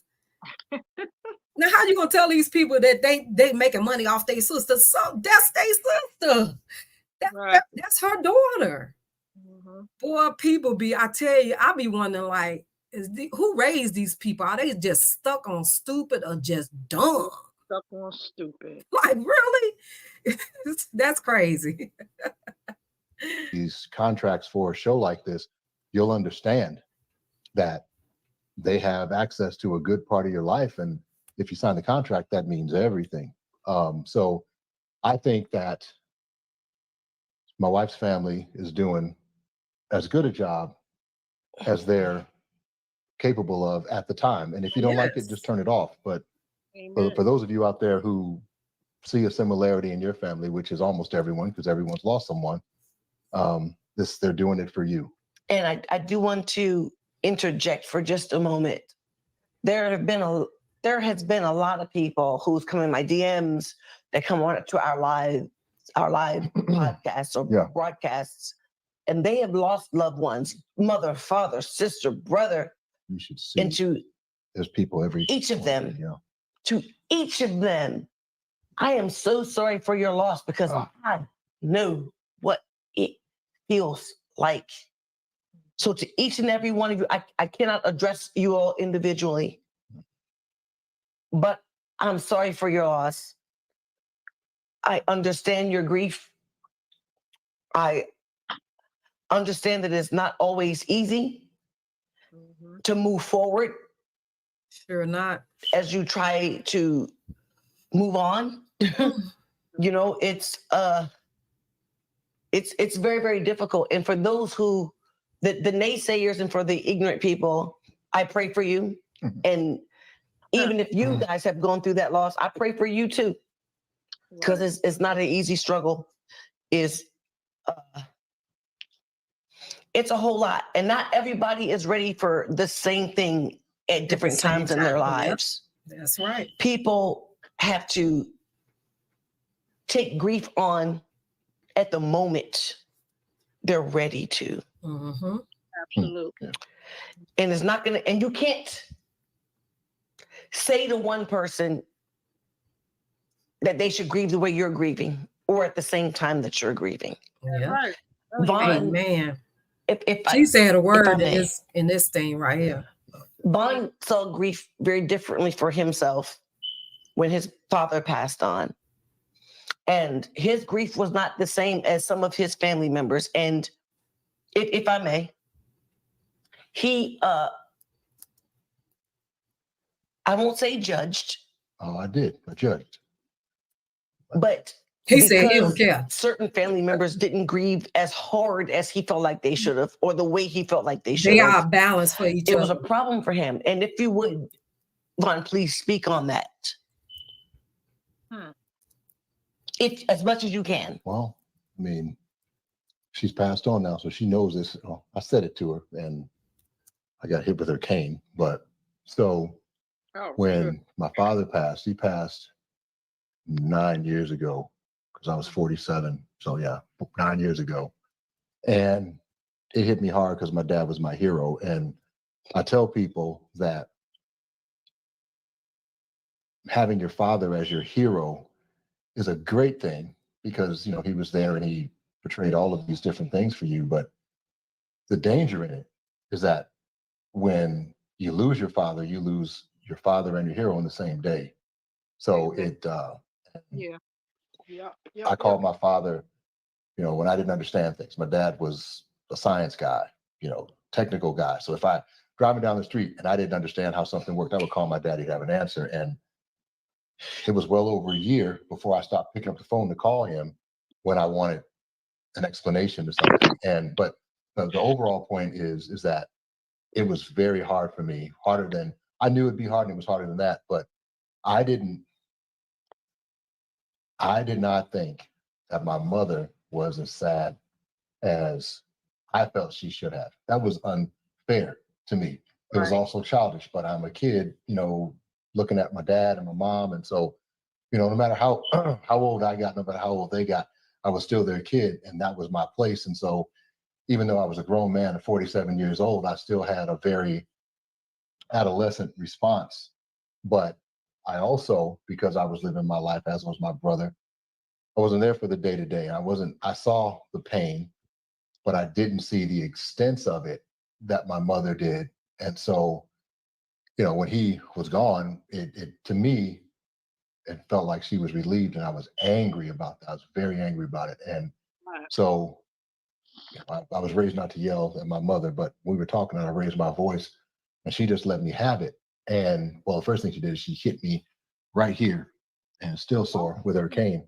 And she told me that, when she said, "Little boy, it is not your place to tell me how I felt about your father. I was married to him 48 years. But my perspective is, as you get older, you're in pain and all of these things. And I'm thankful that he is no longer in pain." And I said, "I understand that." And when we talked, and it took me another 3 months before I was able to say, "You know what, Mom, I was wrong, and I'm sorry. Will you forgive me?" And she did, and we moved on. But the point of it is that so the overall point is the people that are saying what my wife's family should or shouldn't do, you don't have any more of a right to say that than I did to my mom. And if you can lose a loved one and it bothers you 3 days and you go back to work, good for you. To me, that's a little bit cold and heartless, but if that's the way you handle grief, you do that. For the overwhelming majority of people, it's going to take a lot longer. And I just encourage people to feel how you feel respectfully, especially when dealing with your parents, but feel how you feel respectfully, but don't judge other people. Because the other thing that everybody on here, me included, when we lose loved ones, I see people, I lost my brother and sister in the same year. I lost my husband. I lost my husband to cancer. When we lost people, I'm talking about us, not them, but when we lost people, it was a family matter. It was private. There was no one passing judgment on us. There was no one to see our day-to-day struggles or to see the grief, from an intimate level or counseling or anything like that. And I probably should have gone to counseling. I did not. Neither did my brother. We talked to each other and our mother.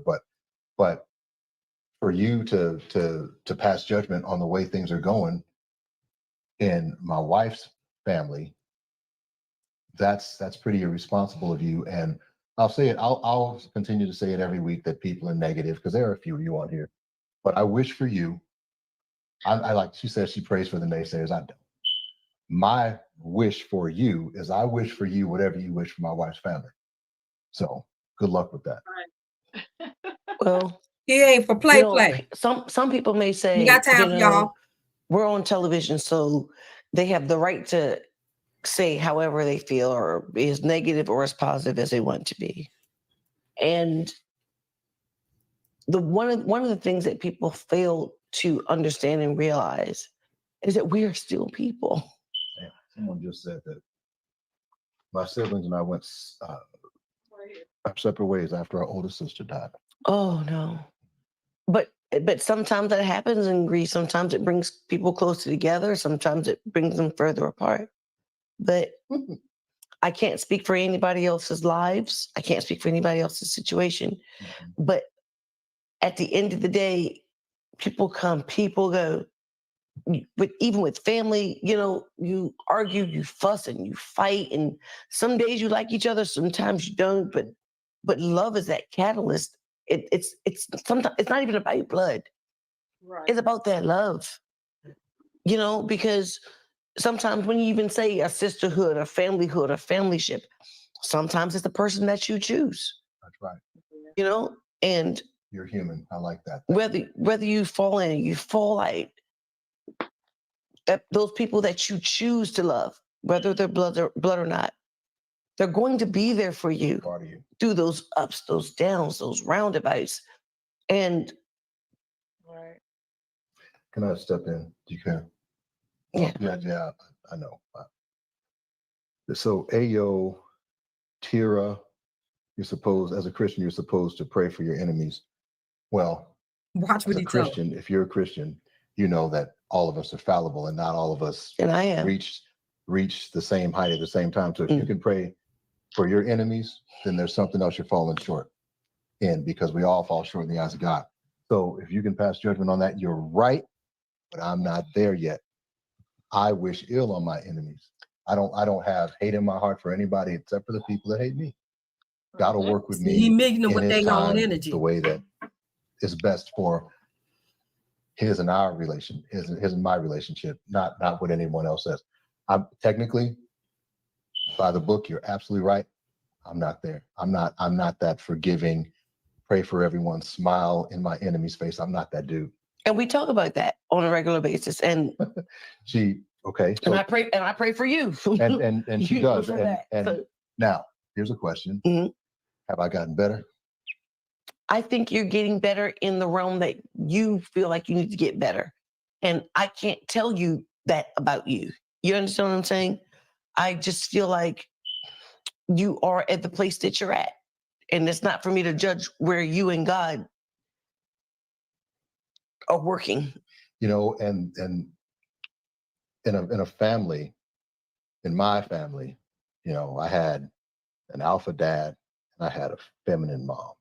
She was strong in her ways, but that was it. So whereas my mother was the loving, forgiving person, my dad was the one who would exact vengeance on behalf of my brother, myself, and my mother. And that's the way he was raised. That's the way he raised my brother and I to be. So What you say, Miss Lisa? I can tell he's got that from his father because he's very stern. That's what he said. He said that's why he said he gave you the reference for how his mother is and his dad, and he just ain't for play. He said if you come after his wife, it's F you, because he don't care about your feelings. Period. Point blank. And so, you know, that's the alpha man, you know, and everybody, like he said, ain't on the same spiritual journey. You know, his walk ain't the same as yours. So you can't tell him how he should respond or how he should feel. He don't care. He like, you come at my wife wrong, crazy, I'm gonna come at you crazy. Period. Yeah. Yes, Veronica, I would definitely, like I said, I will be, I'm always doing topics on grief because I am presently dealing with grief. If you new to my channel, you can go back and go through some of my lives, like my beginning lives was about grief. This is part 2 actually to my grief shaming. I've done a live before on grief shaming. This is my second one.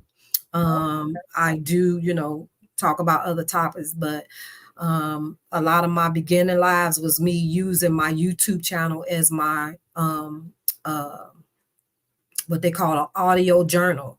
That's what my YouTube channel was really, you know, geared at in the beginning, because, you know, I was just going through it. And, you know, I wanted to, you know, decompress from the saga. And I knew that I couldn't go on people panels, you know, with what I was going through. So I created my own channel just for that. So my platform is strictly about everything other than the saga. So whoever wants the saga, this ain't the platform. If you want the issue and drama, this not the platform. So yeah, but so yeah, you know, please go back and check some of my before lives and stuff. Looking at some stuff now. It'll give you a better understanding of me and who I am. why I moved the way I move. And yeah, so what you say, Miss Lisa? I subscribe to you. I was looking at some things that you had down here. Yeah. I like this. This is what I'm talking about. This is what I was saying earlier, that we so focused with other stuff. There's so much going on, you know. When we gonna get to that level to speak about other things? Yeah. Yeah. But you know, Miss Lisa, I don't knock the other content creators that still, you know, blogging on the saga, because you got to think we all came into this, you know, saga together. And our supporters, well, I'm not going to say our supporters, I'm going to say their supporters. We all do share the same supporters, but I just say their supporters, because even though we share same supporters, I don't get those supporters, you know, on my live. Like I've been on since what, 5 o'clock. And I still only stayed under 6 people. So even though we share them, we don't really. So because a lot of them, that's what they're in, you know, that's what they came here for the saga. They want to hear the you know, the tea about it. They want to hear the drama and so that's why you know, that's where you're going to get the attention at, because a lot of people feed off drama. A lot of people, you know, don't mind their spirit being interrupted by all of, you know, that particular stuff that's going on. And to me, the saga had got so demonic and so heart-wrenching, especially when people were getting doxxed and kids was being put up, people dead loved ones, and then people was, you know, the content creators was at each other. That stuff had gotten so heart-wrenching for me. To, you know, even with, you know, what's going on now, you know, even though I was a part of that exposure, you know what I'm saying? I still didn't feed into it. I didn't feed into it. I said, it is what it is, you know, because hey, you know, obviously that person got the issue, not me. So if that's what she feels she needs to do to release whatever, I'm gonna let her have it. I'm not gonna go backwards and forward with her. And whatever is released is released. And you know, I said what I said. I ain't go bite my tongue. I ain't finna be saying I didn't say it. I ain't finna say no, that ain't what I meant. I meant what I said. So, and I meant what I said at that time. Now, did it offend somebody or hurt somebody? I will apologize, but you know, but I said what I said at that moment, because I was, you know, in my feelings about whatever I was talking about. But some of the stuff wasn't just me talking by myself. It was a two-way conversation.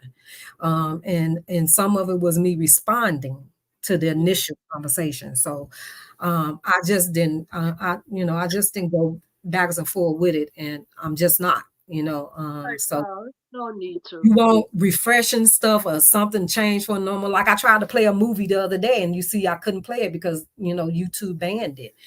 So that's the type of stuff that I'm be doing on this side. So if you want to, you know, clean, you know, rest your spirit and decompress your brain from it all, you can come over here to Andrea's Perspective and and relax and chill. I'm glad that you called me up here today. I appreciate that. Yes, because I just wanted to, you know, you was the only one in here, and you know, I appreciate it, and I know, you know, I've, you know, been rocking with you from the beginning of everything, and I knew your story, and I just wanted to get your perspective on, because you were able to, I'm able to speak from Trina's point of view, because I've lost siblings, but I wasn't able to speak per se from Miss Braxton's point of view, you know, so, and I knew you could have, so that's why, you know, I was honored that you was willing to come up and kind of shed light on her different emotions and how we see her being strong, but we know in reality, because I experienced that part with my mom, so I can speak from it, you know, knowing, you know, the phase that my mom went through. And you know how she was so strong and she was scaring people, and then all of a sudden when she had that one break, boom, we couldn't talk about my sister no more in front of my mother. We couldn't bring my sister name up, none of that. So so that's how I know how that stuff comes in waves, and how, you know, you show it in your actions. So saw that movie that you played last, Andrea. I hope that you play another movie. I wanted to play another movie. Brittany Tanner had requested one. And I'm a real big movie person. My daughter loved movies and music. So I've always had a very large collection of movies. When DVDs was real big, I had over 300 and something DVDs, because my daughter loved, I used to call her the Roger and Ebert. You know, remember them ones that used to do the commentary on movies? I used to call her the female one because she loved her movies. And still to this day, she loved her TV shows, her movies, all that. And so yeah, so I you know, I love playing movies or movies. I'll come on and do that. DVD player, I still got them DVDs. Yeah, me too. I still got a whole crate of the. Remember when Tyler Perry and you know you see the Chinese man on the train selling the CD. Yeah. Every CD. Yes. That was the big thing back then when you went from the VHS to the DVDs. You know the theater plays. I have those. Yes. We all did. And they have a message behind everything. Yeah, we started out with those, and then when it came to the regular DVD, we bought them. I remember when Walmart used to have that big old thing sitting in the middle of the floor with all the DVDs in there, and we would dig through there for hours, pulling out, you know, different movies and stuff. So yeah, that was something me and my daughter shared as well, is just sitting watching movies and stuff. So I would love, you know, to play it, but I don't know what I can and cannot do yet on YouTube, you know. So I don't want to get banned. Like that movie, they banned it. So I got to figure out how to, because it put a strike on my channel. So I got to figure out how to remove it. So, you know, and then they told me if I got another one within a amount of time or whatever, that I won't be able to post or anything on my channel. So I don't want to, you know, mess up nothing. So. Yeah, because I'm still learning it. I'm still learning everything. And that's why I'm doing things like this and just other, you know, some little things so that I can keep the channel from not being dormant, because I don't go live as much as all the other content creators. But I want to learn how to, like, I would have been better at doing this if I knew how to edit it and get to the parts that I wanted to discuss and get on and stuff like that, and not have to, you know. So yeah, and I think it would have went a little quicker and not have been so drawn out if I knew how to edit. But I'm gonna get there. And I just appreciate all of y'all. Because it's late, I'm gonna because it ain't like nobody in here but a few of us. So, but I want y'all to go check out the rest of this interview, or this segment with Trina and her husband. It's on her YouTube channel. Yeah. Called the Braxton Clips and Cocktails. She's on Instagram and she's on YouTube. So yeah. Because the Shade Room is interviewing her now. I think it's her and her brother. I think it's her and Tawanda. That's Tawanda? Yeah, that's Tawanda. Yeah, she said her brother. Oh Lord, I saw the bald head and the guy had. Oh my goodness! No, I couldn't tell. She cut her hair. She cut her hair right after Tracy died.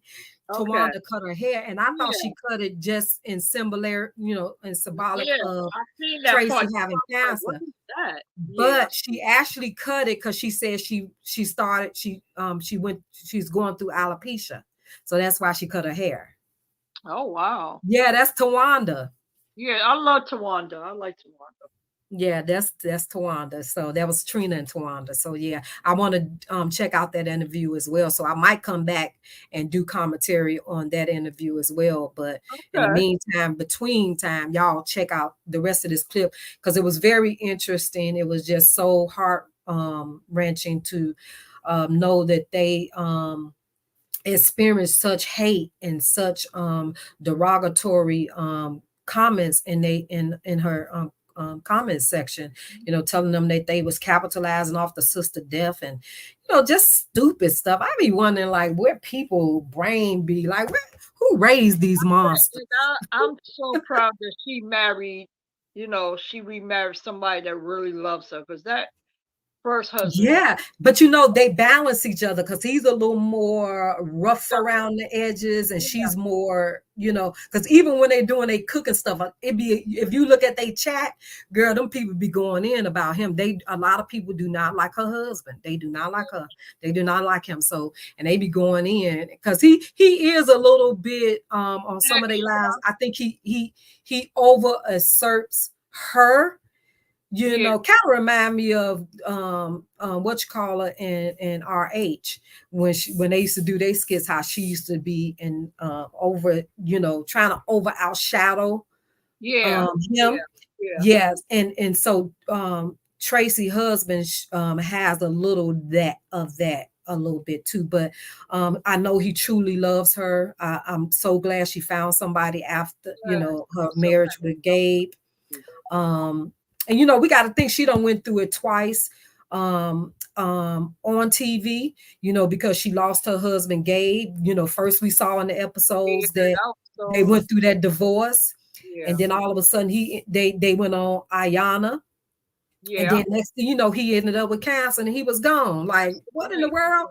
So I know she, that was a hard pill for her. Yeah, because they was together a long time. They was together a long time. So yes, and then now this with her sister. So can you imagine if she didn't have a husband or a significant other that was really there for her to deal with what she's dealing with? I couldn't imagine. Well, I can, because I've been there. So without nobody. But what Brittany say, do a movie on YouTube. This is a place where you sit back, put your feet up, and chill. Maybe try a movie like a decent documentary or something else that you learned something about. It was really sad when Tracy passed away. Yes, so if we was heartbroken, because we become attached to a lot of these people, the celebrities that we see on TV, or we listen to their music and stuff like that. They become like our virtual families and stuff like that, just like we do with with the content creators in this saga. We grew to come attached to some of them. That's how you built the relationships off the internet. Some people we shouldn't have never trust, but hey, I got 3 grieving books that are excellent, and I got a book that says it tells you when you lose your child. So I have that book. I have another book, How Parents Get Through Grief. And then the last one, it's in my room. I got 3 of them. And that book has really helped me too, a lot. Okay. Yeah, I know it's probably time for me to get in grief counseling. For sure. Yeah. And some type of group thing, mothers with, tragedies that happen to their kids and stuff like that as well. And parents that's dealing with, events that happen, like my daughter, and they having to take care of them and stuff like that. Yeah. And during that time, I was in a narcissistic relationship. Oh, wow. So that was a heavy load, and I thank God that, child.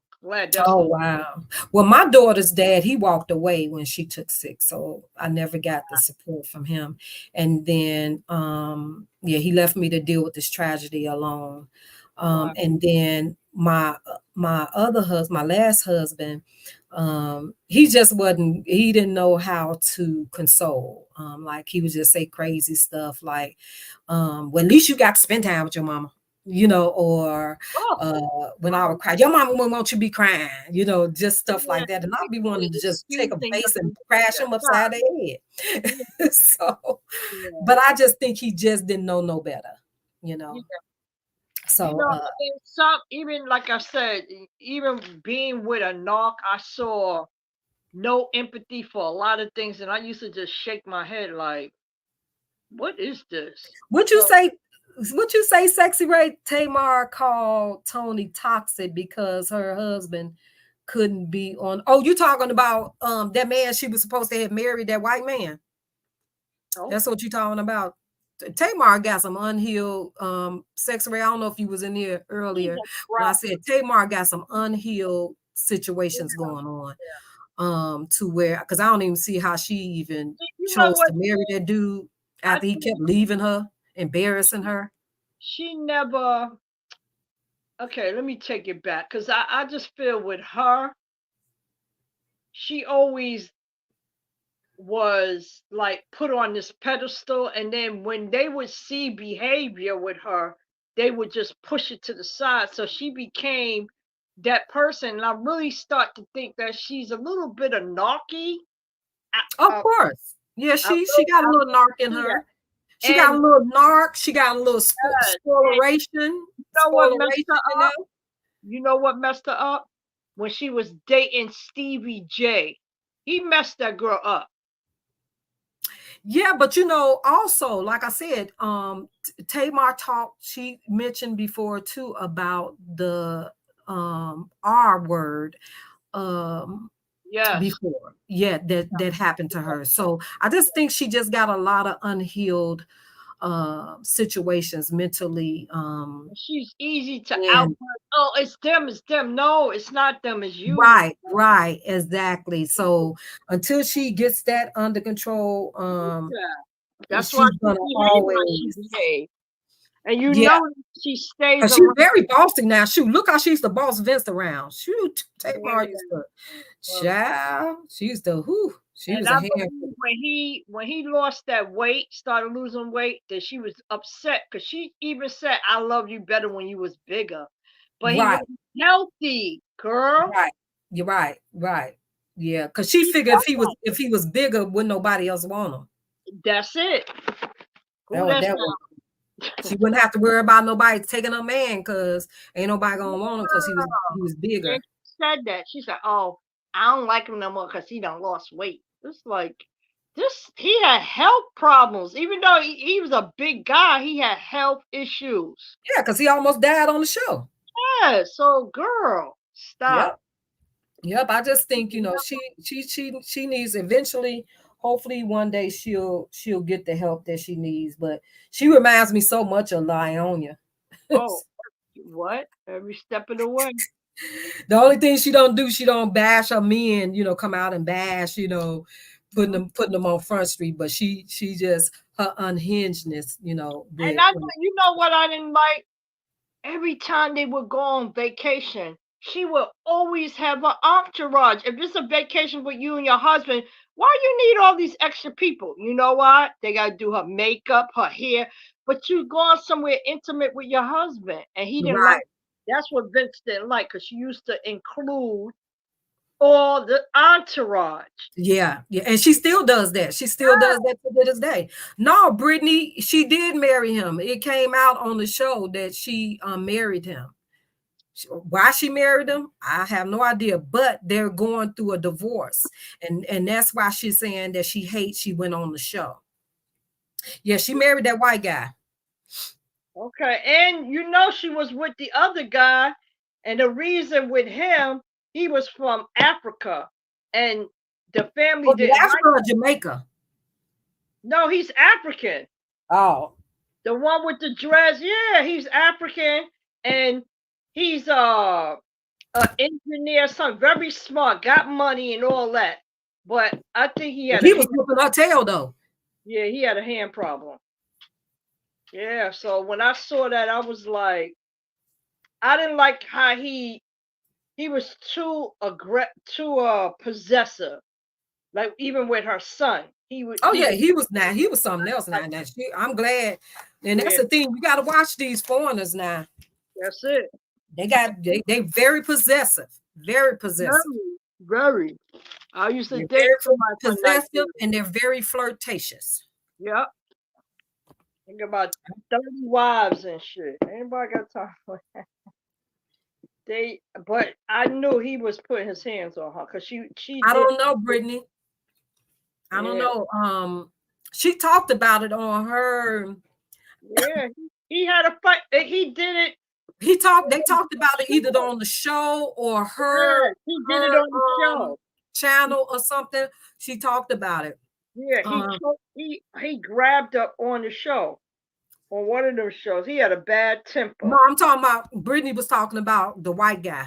Oh, yeah, I don't know. Yeah. Yes, Sexy Ray, that's what I thought. He was Jamaican. Sexy Ray said he was Jamaican. No, that's what I thought. No. Okay, let me tell you. When Tamar went to meet the family, all of them all came in Nigeria costumes. I won't call them costumes, but they had the women had the things on their head, the whole entire. And he said they were from Nigeria. It was a whole bunch of them. They had what it was. They all came, and she met. Remember that guy, the mother didn't like her, and they all came together, and they all had that Nigerian costumes on. They sure did. He was from Nigeria. No, he wasn't from Jamaica. He was African because he brought his whole family to meet her. Okay. They all came up. He set them up. They came to her. Actually, they came to they was having an engagement party or something, and Tamar put on that white outfit on, because you know with them when you meet them you gotta dress like them. Yeah. And he had that on, and he had all white on, and I remember his mother, she didn't care for Tamar. Right. Yeah, he's from Nigeria. Because she went to Nigeria with him. She sure did. She went over there and she took her son. How old is the son now? Oh, God. 11? 11 or something like that? All right. When she was with that guy, David, she went to Nigeria with David and her son. Sure did. I was like, oh. But I didn't know after he was putting his hands on her. Because she told it. And she just seemed different anyway around him. Yeah, but I don't even see why she married that white man, because he was constantly leaving her, embarrassing her, leaving her, and then showing up other chicken heads and thoughts and stuff, and he was doing too much. I don't even know. Like, she was just desperate. To me, he wants to be a black dude that he could never be. Oh, he definitely think that, because all his kids is black women. Yeah. And he just he was messing with somebody, and then he broke up with that lady because Tamar allegedly had threatened that girl, and then they got together. Yeah. He got a problem. Yep. Always want to fight. It's not you want to fight the girls, it's these men that's doing that. Always remember that. Yeah, they all the same, Sexy Ray. I'm telling you, any foreigners, they are very possessive. They're very promiscuous people. Child, Yeah. Now he's a DJ, and he's out here affecting women.